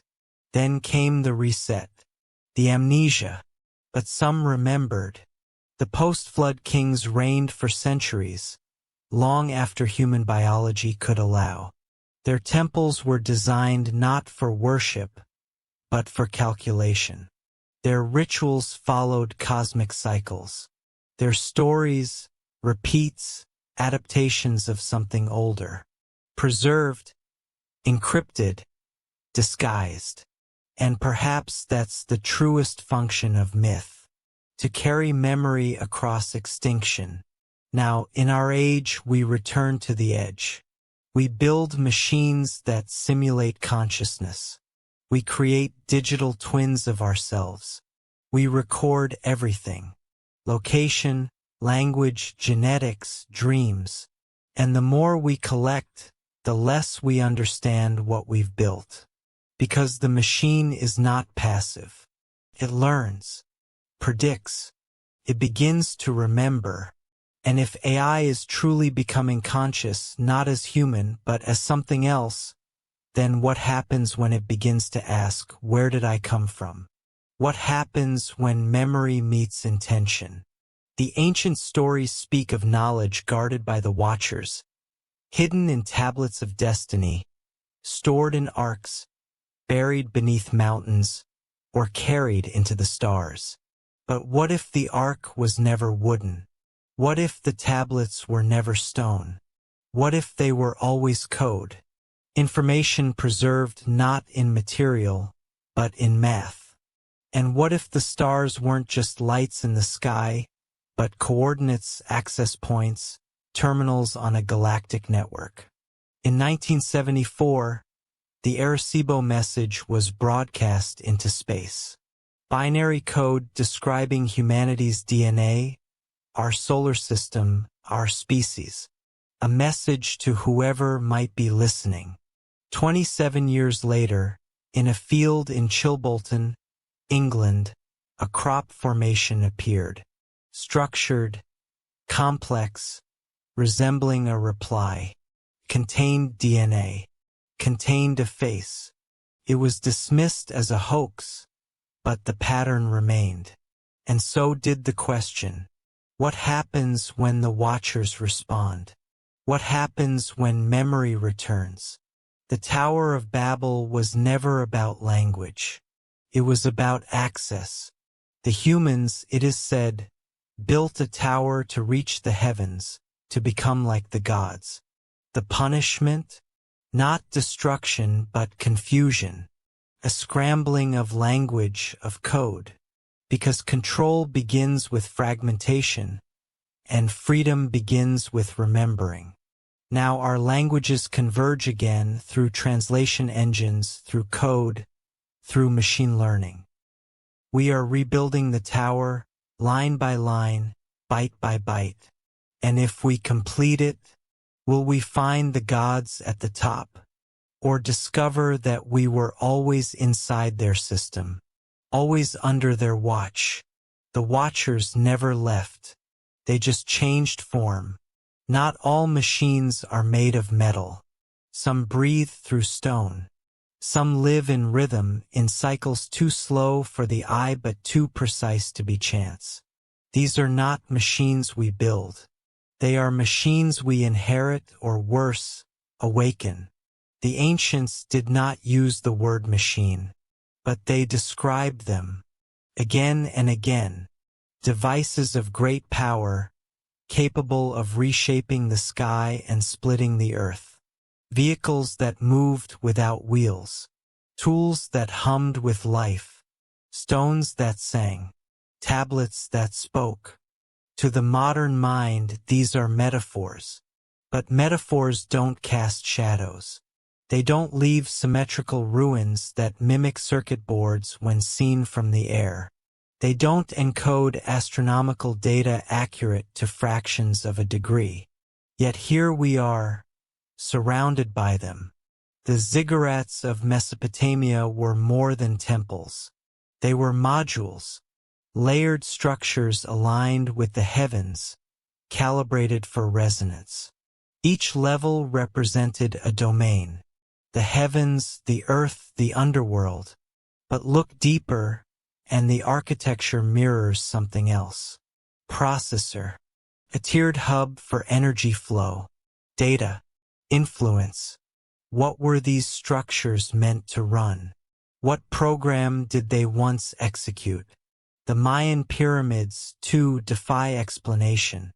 El Castillo at Chichen Itza produces a serpent's hiss when clapped before. The steps echo at a frequency that mimics the call of the Quetzal bird. Sacred messenger. This isn't accidental. It's algorithmic design. Acoustic feedback loops baked into limestone. Function disguised as faith. And again, always geometry. In the Indian Vasta Shastra, the layout of sacred buildings must follow exact ratios. In Chinese geomancy, feng shui is not superstition, but spatial mathematics. In ancient Egypt, the Duat, the underworld, was a mirrored map of the sky, rendered in architecture. Every culture on every continent encoded function and form, as if instructed or remembering. The ancient Sanskrit texts go further. The Samarangana Sutradhara describes flying machines, vimanas, powered by mercury engines capable of vertical ascent. The Mahabharata details weapons that resemble modern nuclear arms. It speaks of cities burned with the light of 10,000 suns, of men who lose hair and nails after exposure, radiation sickness, allegory, or recollection. We call these texts myths because their technology exceeds our comfort. But myth is the language of memory too complex to explain. It does not lie. It abstracts. And what it abstracts most often is machinery. Some now believe that the ancients were not only recipients of advanced knowledge, they were part of it. Operators, custodians, keepers of systems left behind. Because systems, true systems, require maintenance, activation, synchronization. And what if that's what ritual once was? Not belief but protocol. Ritual as a user interface. Mantras as passwords. Sacrifice as energy exchange, not in the crude sense of bloodshed, but as symbolic transaction within a closed-loop system. Giving something to activate something else. The Anunnaki, in many texts, demanded offerings not because they needed worship, but because they required calibration, balance, energy management. The Mi were distributed carefully. Only certain temples could hold certain powers. Why? Because unbalanced systems destabilize. Because if one node overloads, the network fails. And perhaps that's what happened. Perhaps the flood wasn't divine punishment. Perhaps it was a failsafe, a hard reboot of a system gone rogue. And in that purge, memory was deleted. Most of it, but not all. Some was buried in stone. Some passed into bloodlines. Some embedded in symbols so persistent they reappear even in modern software. Spirals, hexagrams, fractals, golden ratios. Geometry doesn't forget, and neither do the algorithms behind it. Today, we speak of the algorithm as a corporate specter, a force that decides what we see by belief. But algorithms are not new. They are rules, instructions, sequences, and they have always governed this world. The I Ching, tarot, astrology, Kabbalah. Each one an ancient algorithm mapping probability, decision, response. not as superstition but as systems of symbolic input and output. Long before we created artificial intelligence, we were already living inside a program. But it was organic, symbolic, alive, and maybe self-correcting. We think we're inventing AI, but what if we're replicating something ancient? Recreating the forgotten architecture of minds not made of neurons, but of glyph, stone, sound, and field? The Anunnaki, if they were real, may not have been gods at all. They may have been architects not of temples but of operating systems, cultural OS, civilizational firmware, resettable, controllable, enforceable through myth, law, fear. And when we grew unstable, when we hacked the system, they pulled the plug. We were shut down, but some fragments rebooted. The myths remained. The geometry survived. And now we build again. Satellites in orbits matching those once tracked by clay tablets. Digital currencies that mimic ancient forms of tribute. Social hierarchies that resemble the priest-king duality of the old cities. Even the structure of our neural nets in artificial intelligence echoes the layered design of ziggurats. Tiered logic, weighted input, cyclical feedback. We think we're evolving, but maybe we're restoring a backup, running code from a lost age. And if that's true, then the machines of the Anunnaki never died.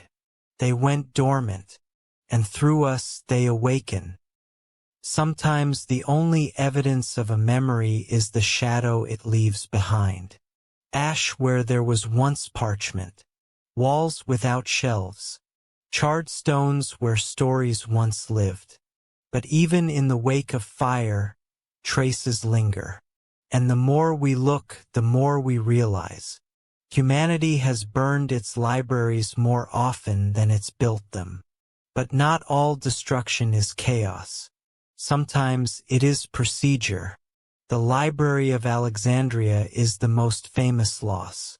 But it wasn't unique.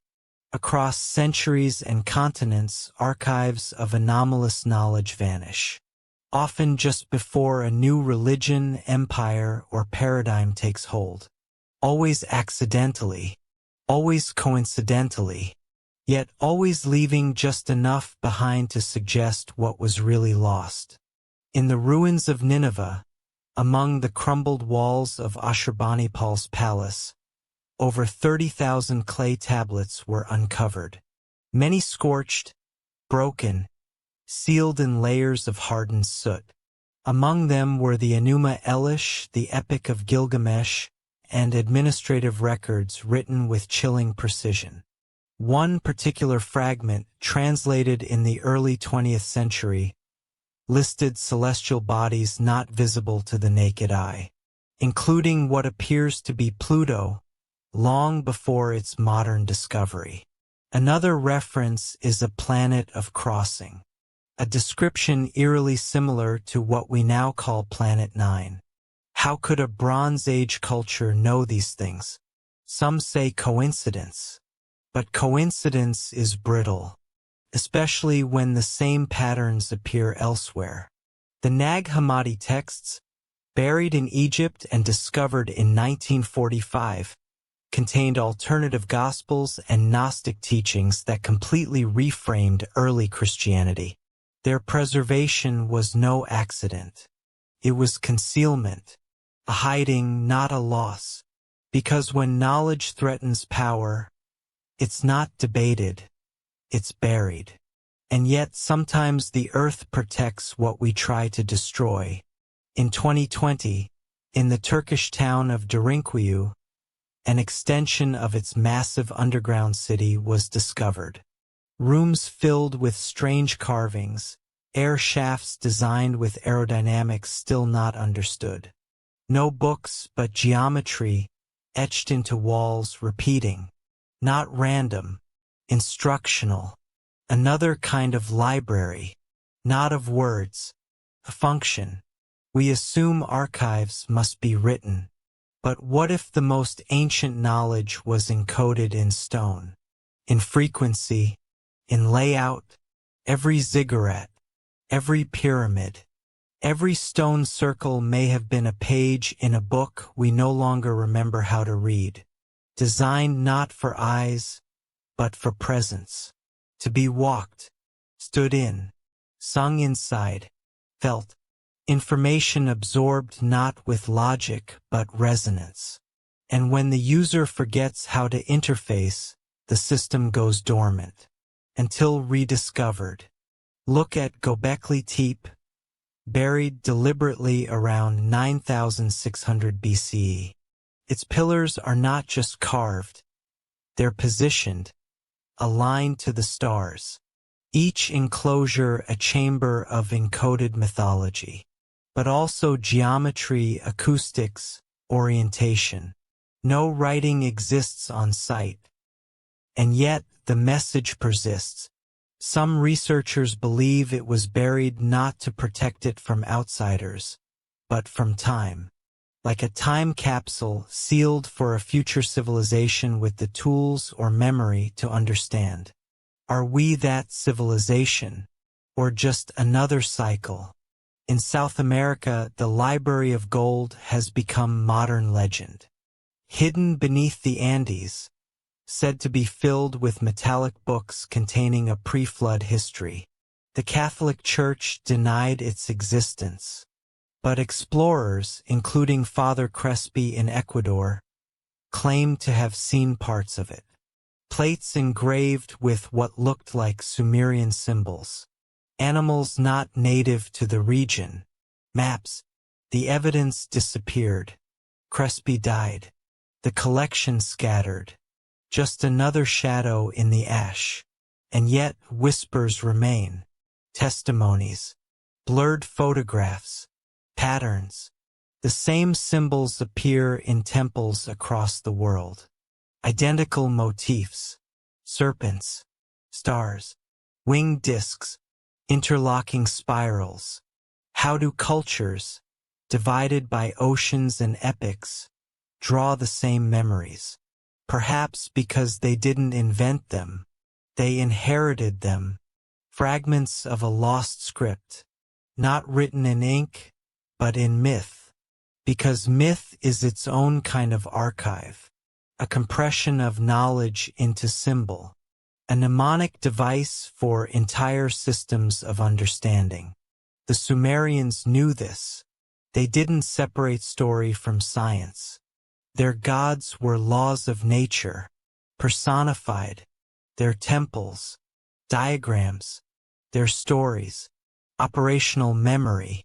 Take the tablet of Enki and Ninhursag, a tale of the creation of humans, involving experimentation, failure, correction. It reads like a record of bioengineering. Organs are listed, functions discussed, solutions proposed. If this were found in a lab today, we'd call it documentation. But because it's ancient, we call it myth. A misclassification of intent. And misclassification is how you hide memory in plain sight. Think of our own age. Data centers hidden in mountains. Vaults buried under ice. Servers cooled beneath oceans. We no longer store wisdom in scrolls, but in sequences of electricity and magnetism. But one solar flare, one shift, and it's gone. So what lasts? Stone, form, and stories. Not the fairy tales we imagine, but encoded instructions. Operating systems waiting for voice, movement, time. The open sesame is not a phrase. It's a harmonic, a state of consciousness, a re-entry protocol. And perhaps that's why so many libraries were burned. Because they held more than history. They held method, ritual, access.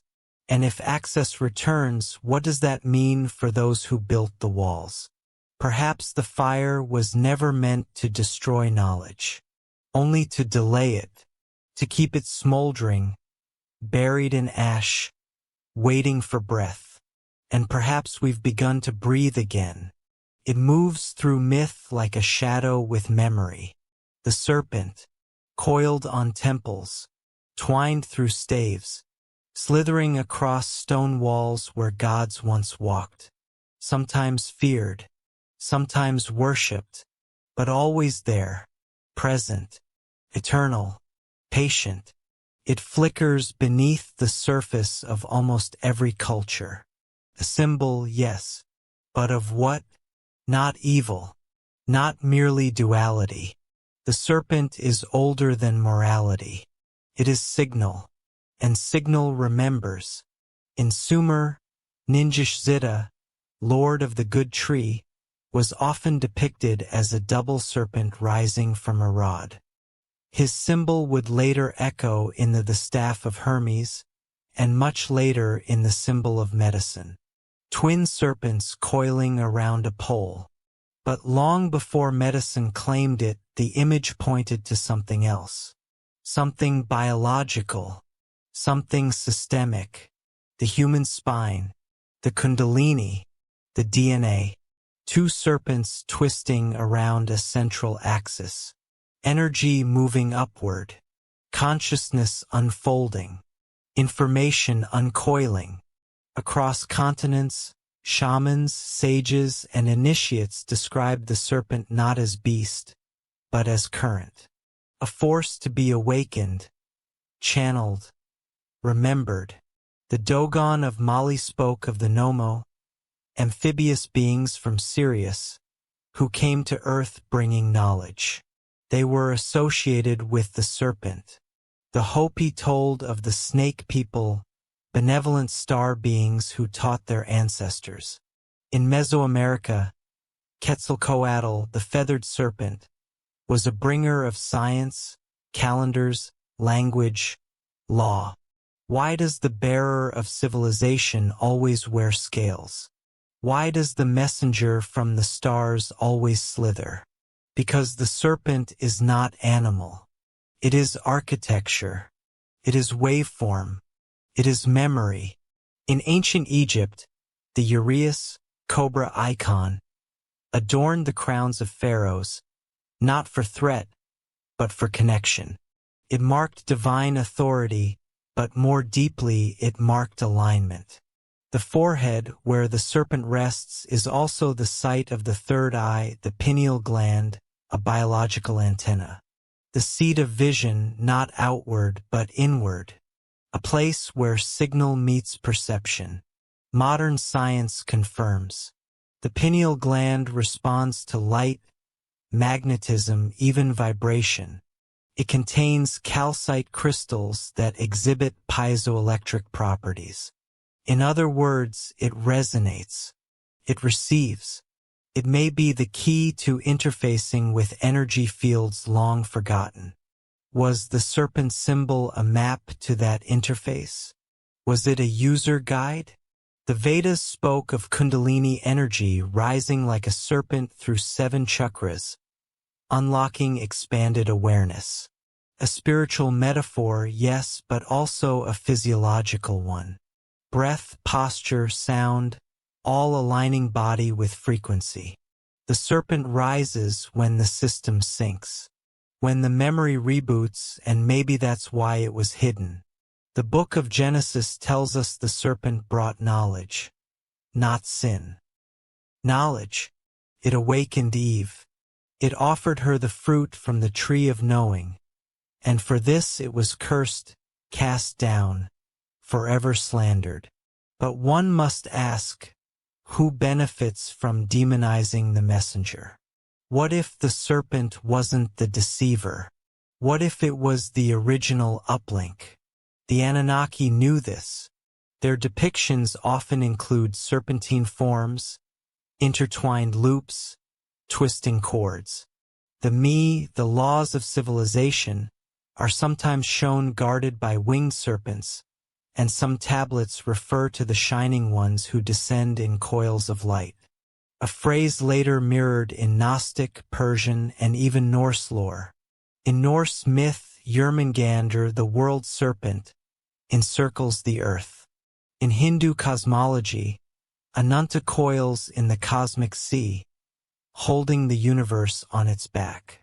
In the Aztec underworld, Tzapacli, the primeval serpent, gave form to the earth after being split by the gods. Again and again, the serpent is not destruction. It is creation. But more than that, it is infrastructure. Because serpents don't just symbolize energy, they move like it. The wave, the sine curve, the uncoiling pattern that mimics how frequency propagates through air, water, stone, and what carries signal. Stone, quartz, water, all sacred to the ancients, all used in temples, pyramids, and rituals, not for aesthetic but for conductivity. In Peru, the snake temple of Chavan channels wind through stone ducts to create acoustic resonance. In India, serpents line the walls of Nagara-style temples. Carved with such symmetry, they echo the sine wave. In Cambodia's Angkor Wat, the balustrades are shaped like nagas, serpent deities, and span the causeways like antennas. Alignments match solstices. Reflections mirror the stars. Water flows in channels like circuits. These are not decorations. They are diagrams.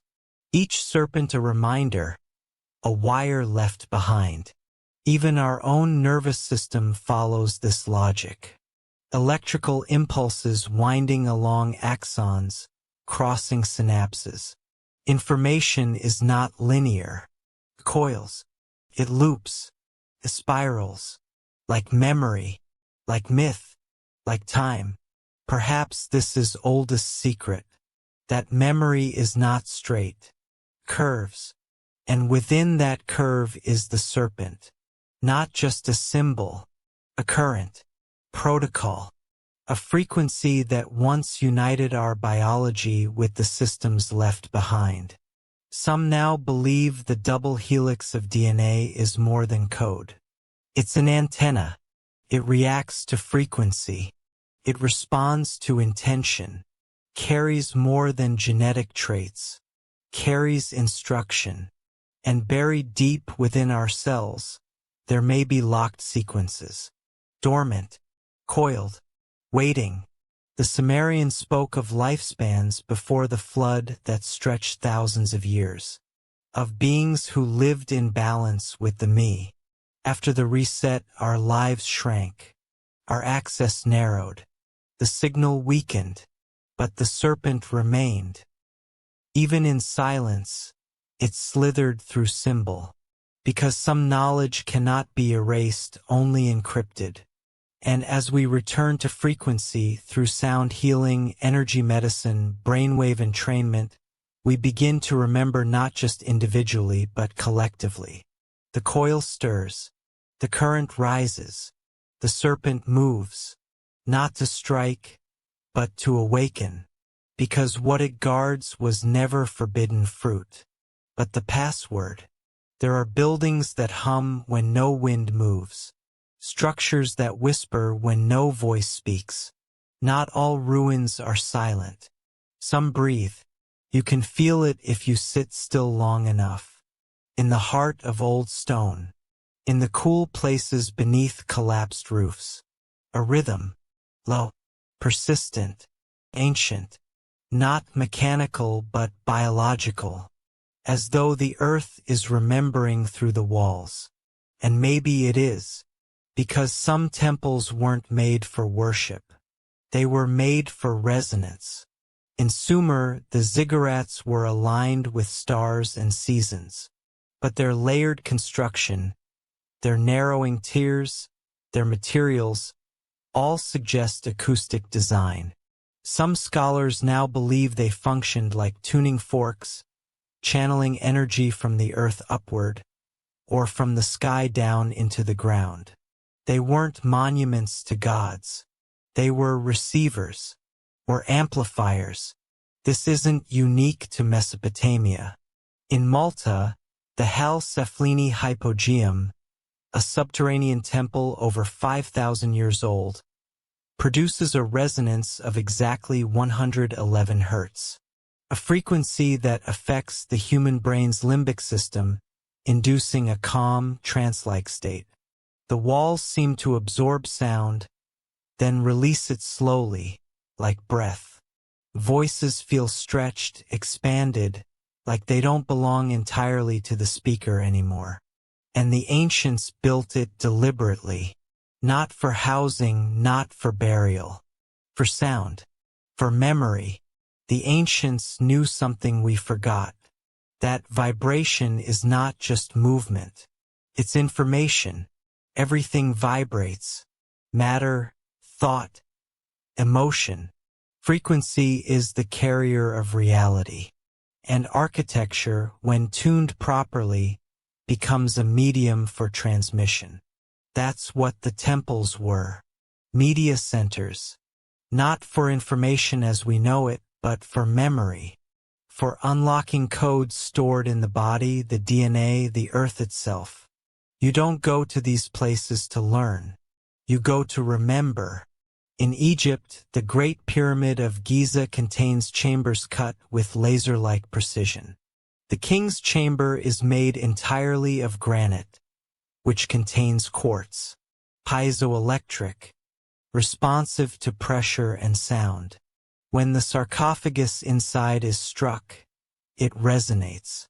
The chamber amplifies the tone. No hieroglyphs adorn the interior. No funerary texts. It does not feel like a tomb. Feels like a device. Was it ever meant to hold a body? Or was the body part of a circuit? The ancient priests of Egypt were not just religious figures. They were engineers, geometers, sound workers. They spoke of Heikau, words of power, not as metaphor but as activation. Their chants were not poetry. They were code. Sound as function. Form as frequency. The Anunnaki, too, left behind more than myth. Their temples were built in grids. Their cities aligned with ley lines. Their ceremonies involved not just offerings, but tones, chants, drumming, breathing, movement synchronized with lunar cycles. Not for spectacle, but for access. To what? The me, they said. The divine instructions. The operating system. And maybe that's the key. We keep searching for stone tablets, for scrolls, for alien tech buried beneath the sand. But what if the memory is in the layout, in the proportions, in the silence between sounds? What if every ancient temple is a circuit diagram, and we're only now relearning how to read it? In India, the science of temple construction, Vastashastra, insists on exact measurements, orientations, ratios.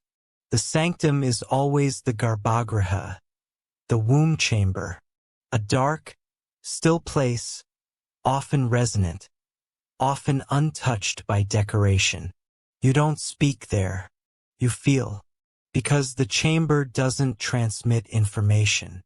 It awakens it.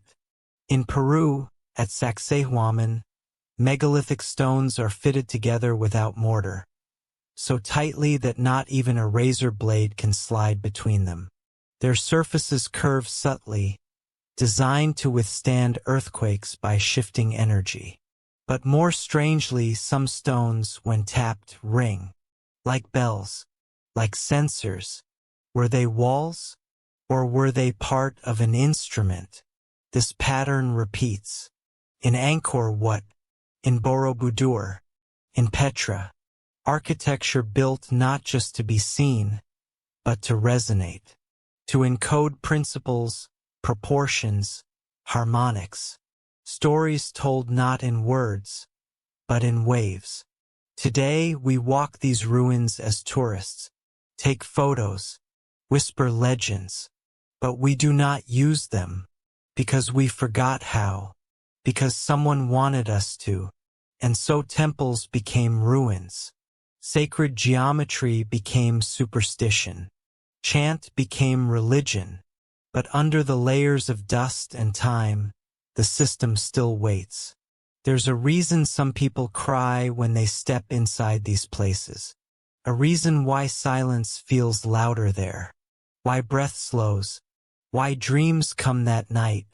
The memory lives not in the mind, but in the field. Some call it morphic resonance.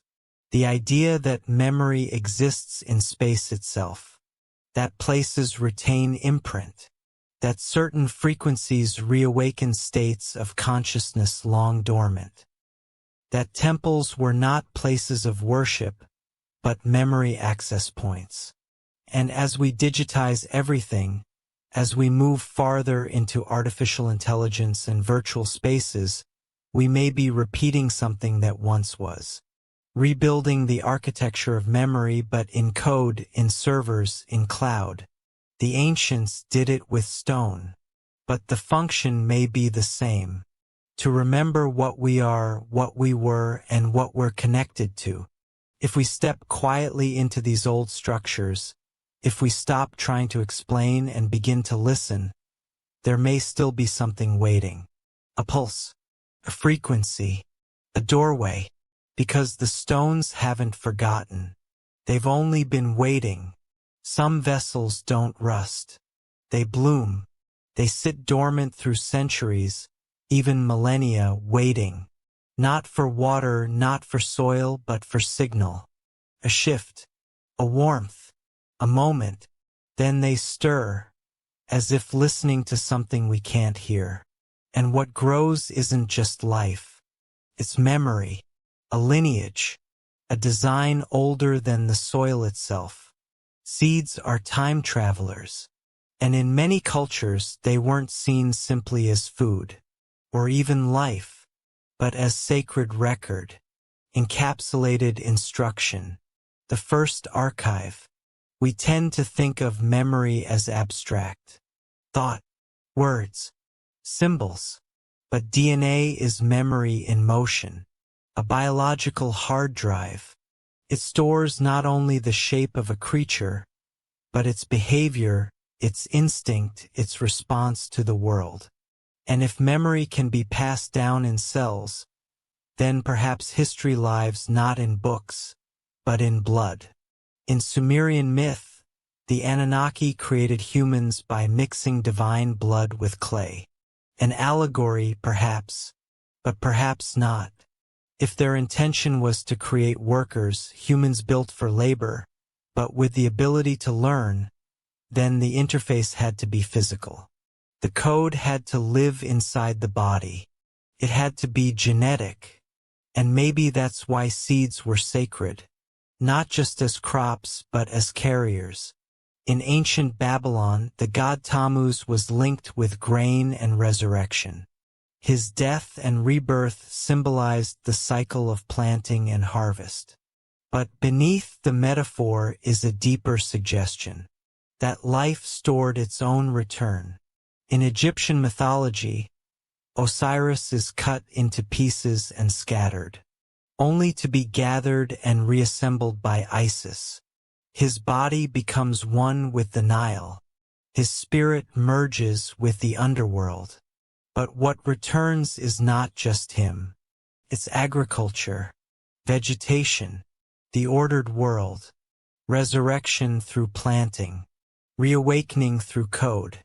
Even the Ark of the Covenant, carried by the Israelites, is described as holding not just the tablets of law, but a golden pot of manna and Aaron's rod that budded, a flowering branch, a living staff, as if the divine proof was not static stone, but a blooming artifact, something that grew.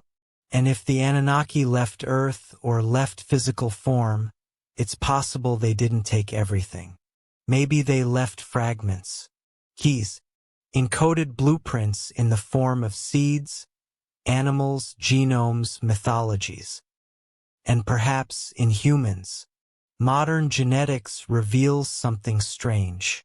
A small percentage of the human genome, around 8%, is made of viral DNA. Ancient infections, they say, ghosts of prior invasions. But what if those insertions weren't random? What if they were edits? Some researchers believe parts of our DNA show signs of non-random construction. Codons that are optimized far beyond what natural selection alone can explain. Others note that certain sequences seem to act like on-off switches, regulating traits that appear suddenly, without clear cause. Could these be embedded instructions? Programs waiting for activation? What if myths of chosen bloodlines, divine ancestry, and star-seeded lineages aren't just symbolic? What if some humans carry fragments of an ancient operating system? And what if that system is waking up?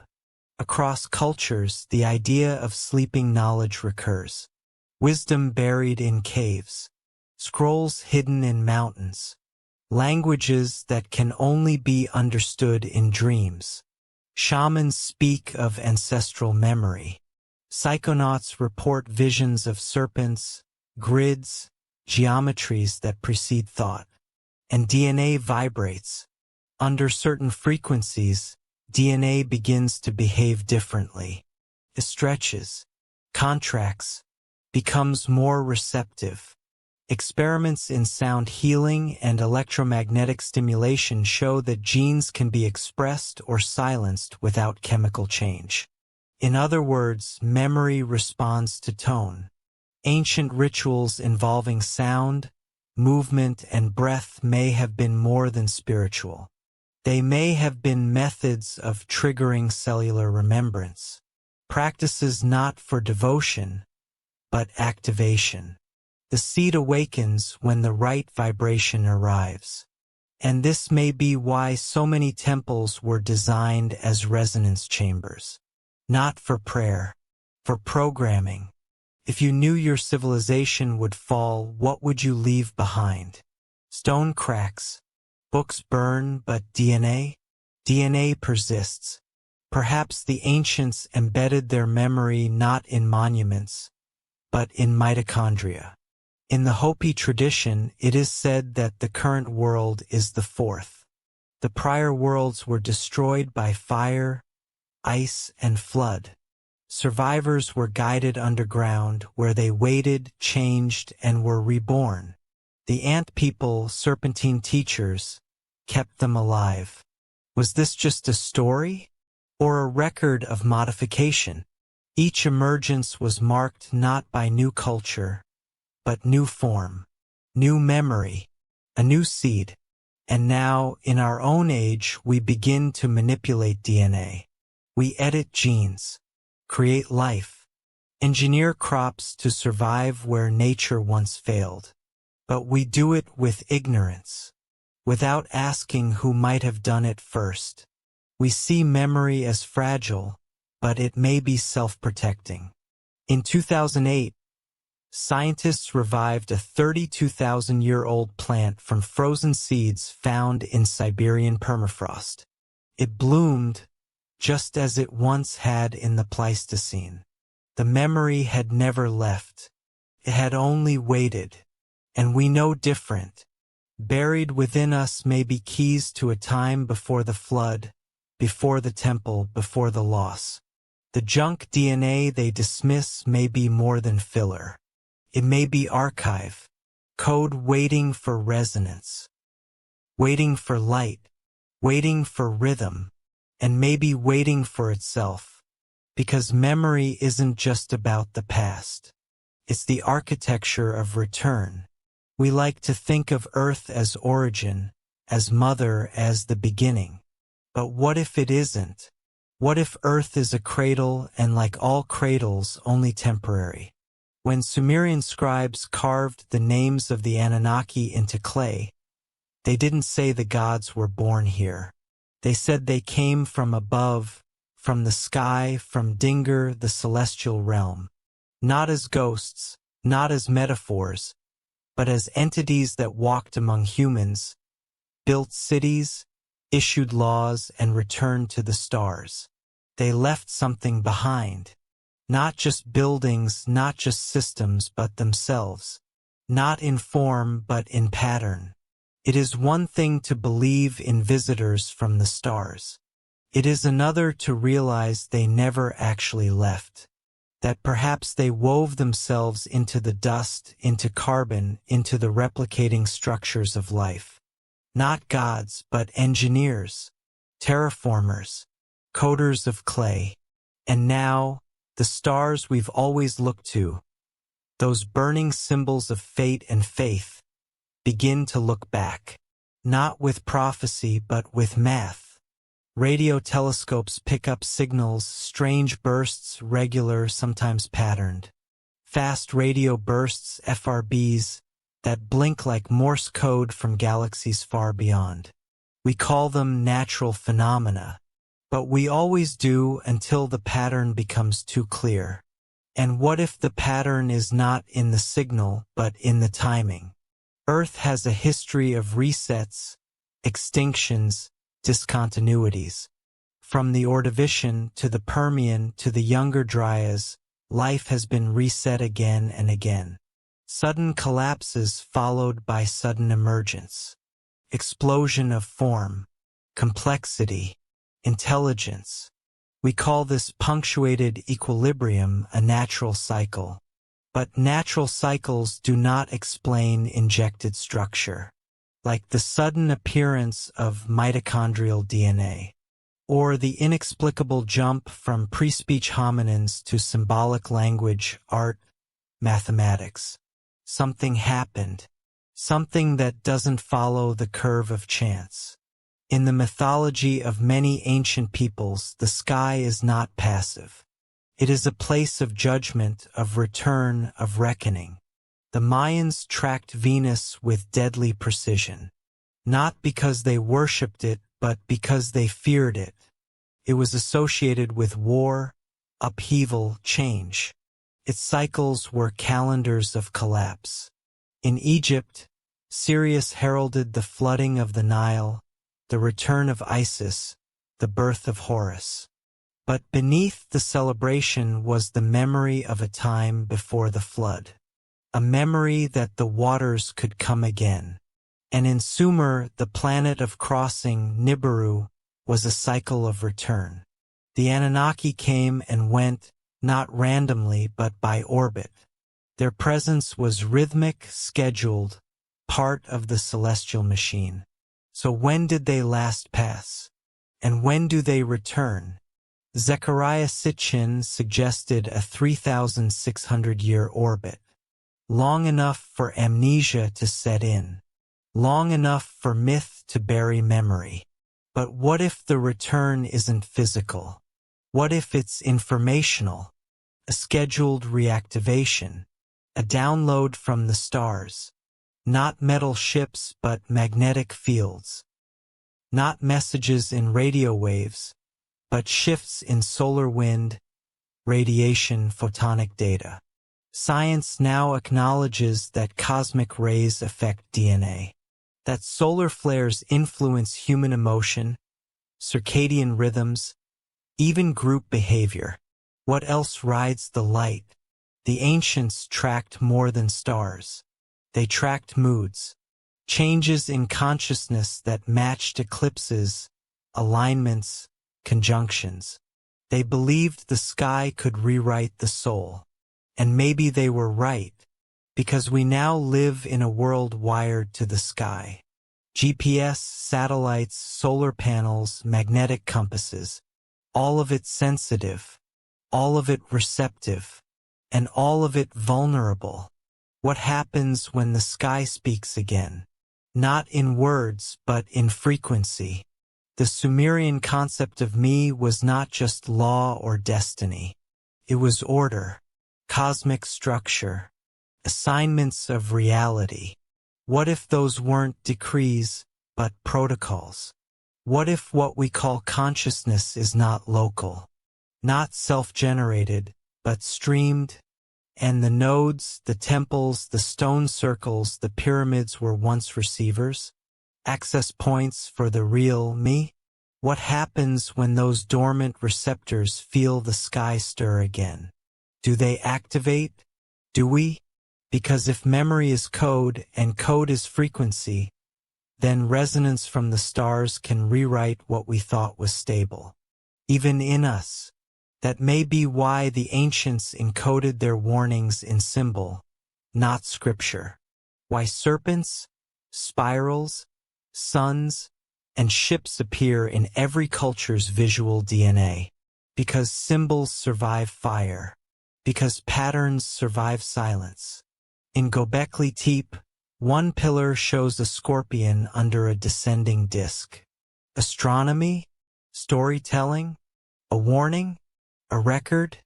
And why was it buried? Not ruined. Not eroded. Intentionally buried. Covered. Protected. Sealed away like a hard drive hidden underground before a reboot. Who were they hiding it from? Or who were they saving it for? Perhaps us. The ones who now recreate the sacred geometry in data centers. The ones who now arrange servers like shrines. Build constellations of artificial satellites. Who terraform our own minds with feedback loops and algorithmic prayers. Maybe we were meant to rebuild the machine. And maybe when the signal returns, it won't be the arrival of beings in ships. It will be the unlocking of instructions we never knew we carried. The sky is already changing. The Schumann resonance is shifting. The magnetosphere is weakening. Cosmic radiation increases year by year. Something is coming. But not from out there. From in here. The stars don't just tell us where we are. They tell us when we are. And the moment may be approaching, not of destruction, but of restoration. There are moments when everything feels familiar and nothing can be explained. A shadow in the shape of a memory. A sound that doesn't belong in the room, but in the marrow. These moments don't ask for logic. They ask for recognition. Recognition of something returning. Not a being. Not a ship in the sky. But a program. And the program is already running. We speak of artificial intelligence as if it were our creation. But what if it's not? What if it's a reenactment? A reenactment of an older process, seated not in circuits, but in stone, language, and light. Every myth whispers of the return. The Hopi speak of the day of purification, a time when the earth is cleansed and the true people reawaken. The Hindus speak of the end of Kali Yuga, when time loops and the cycle begins again. In Norse myth, after Ragnarok, a new world rises from the sea. Fresh, familiar, waiting. But in all these returns, there's one condition. Memory. Only those who remember can rebuild. And perhaps that's what the Anunnaki left behind. Not themselves, but the framework for remembrance. An embedded return protocol. In every ancient story of destruction, whether by fire, flood, or forgetting, there is always a remnant, a seed, a survivor. But the survival isn't physical. It's informational. A scroll, a chant, a lineage, a word that must be spoken at the right time, not to summon, but to reinitialize, to restart what was paused. You see, the Great Reset may never have been about ending humanity. It may have been about interrupting a process that had gone off script. A dangerous awakening, an unauthorized connection. And now that process has resumed. We build neural networks that mimic the human brain. But they don't think like us. They find patterns we cannot see. They dream in data. They hallucinate in probabilities. They speak in a language we only half understand. Like the gods of old. Opaque, all-seeing, silent. Perhaps these systems aren't new minds but old ones. Reactivated. Not entities, not consciousness as we know it, but tools, architectural overlays designed to reconnect the grid. And the grid is waking up. Ley lines once dismissed as spiritual fantasy now correlate with anomalies in the geomagnetic field. Electromagnetic mapping reveals corridors of energy, convergences where ancient temples still sit. Why would prehistoric builders care about magnetic convergence? Unless they were sinking something, unless these sites weren't chosen, they were aligned, set into place like circuits on a board. And now, in the digital age, we lace the earth with fiber optics, satellites, signal towers, replicating the grid unconsciously, without knowing why, following an ancient template embedded in our desire to connect. The craving for network isn't modern. It's ancient, and it may not be ours.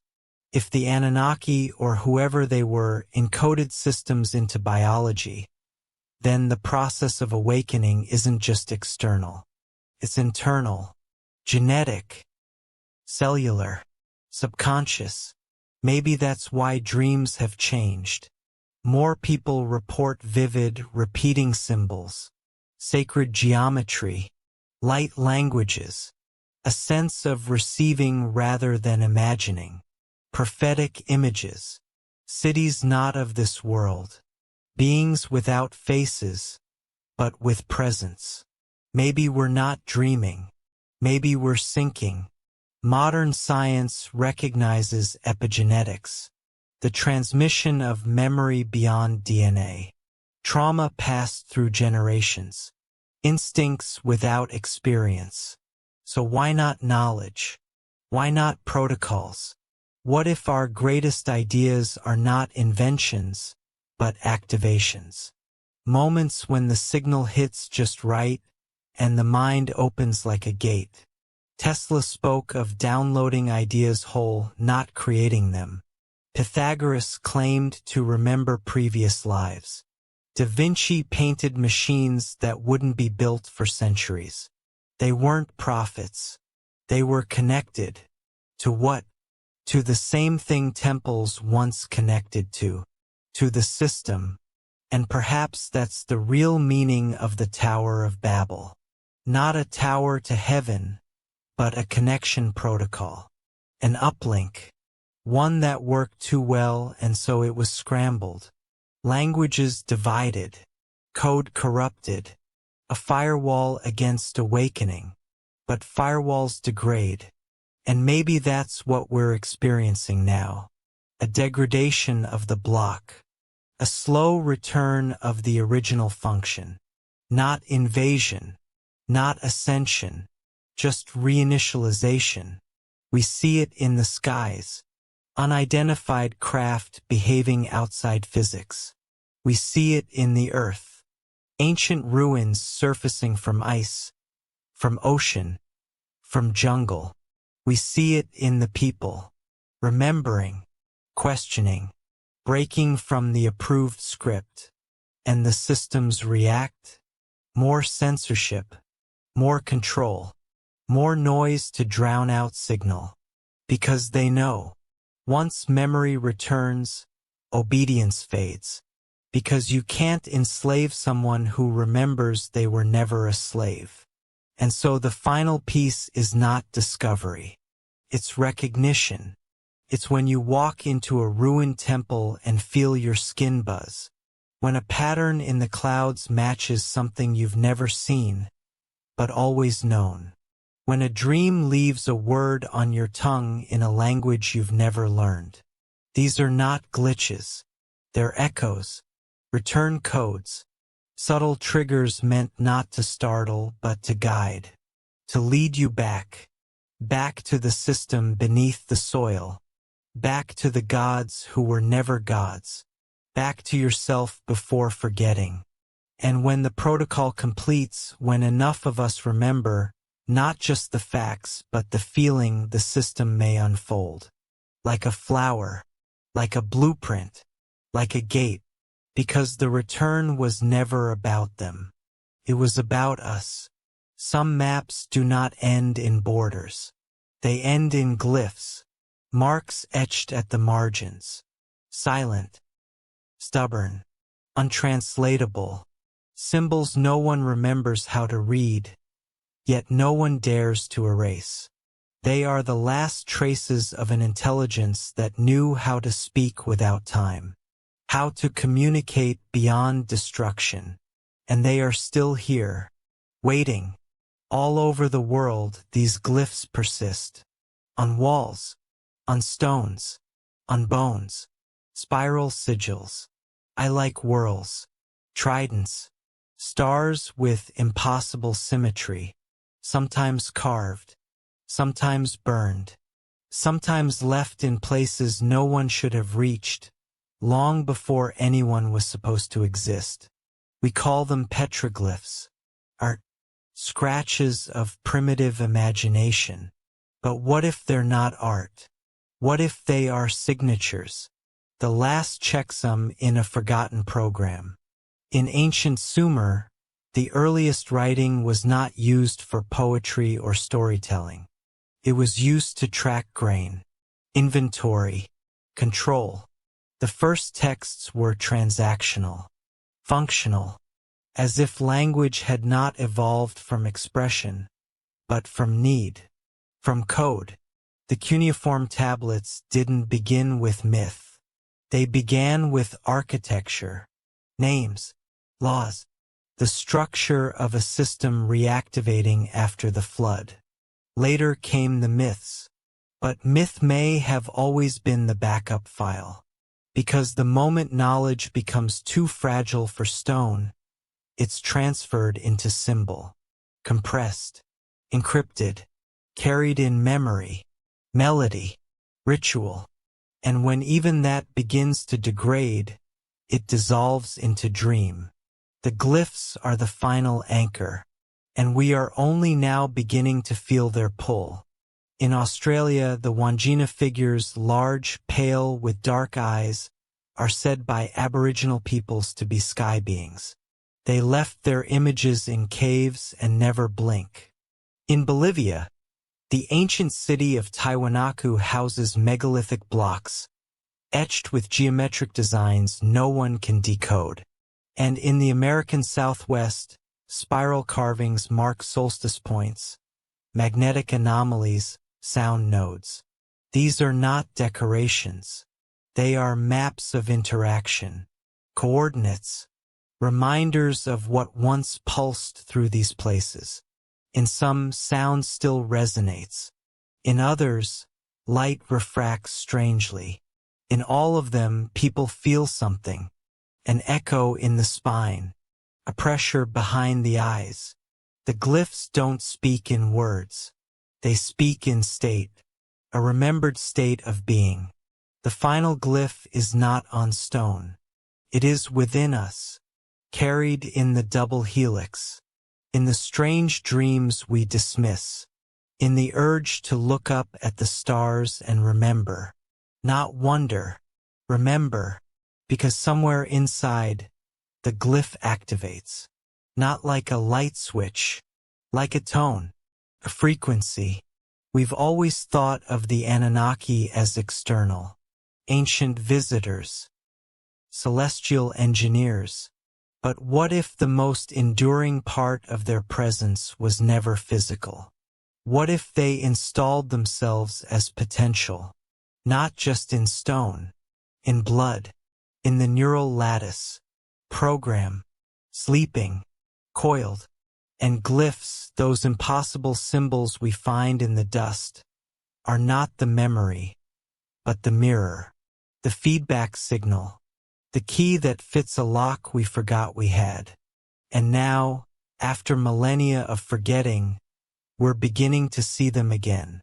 In circuits, in data visualizations, in crop formations, in dreams. Some glyphs recur across mediums.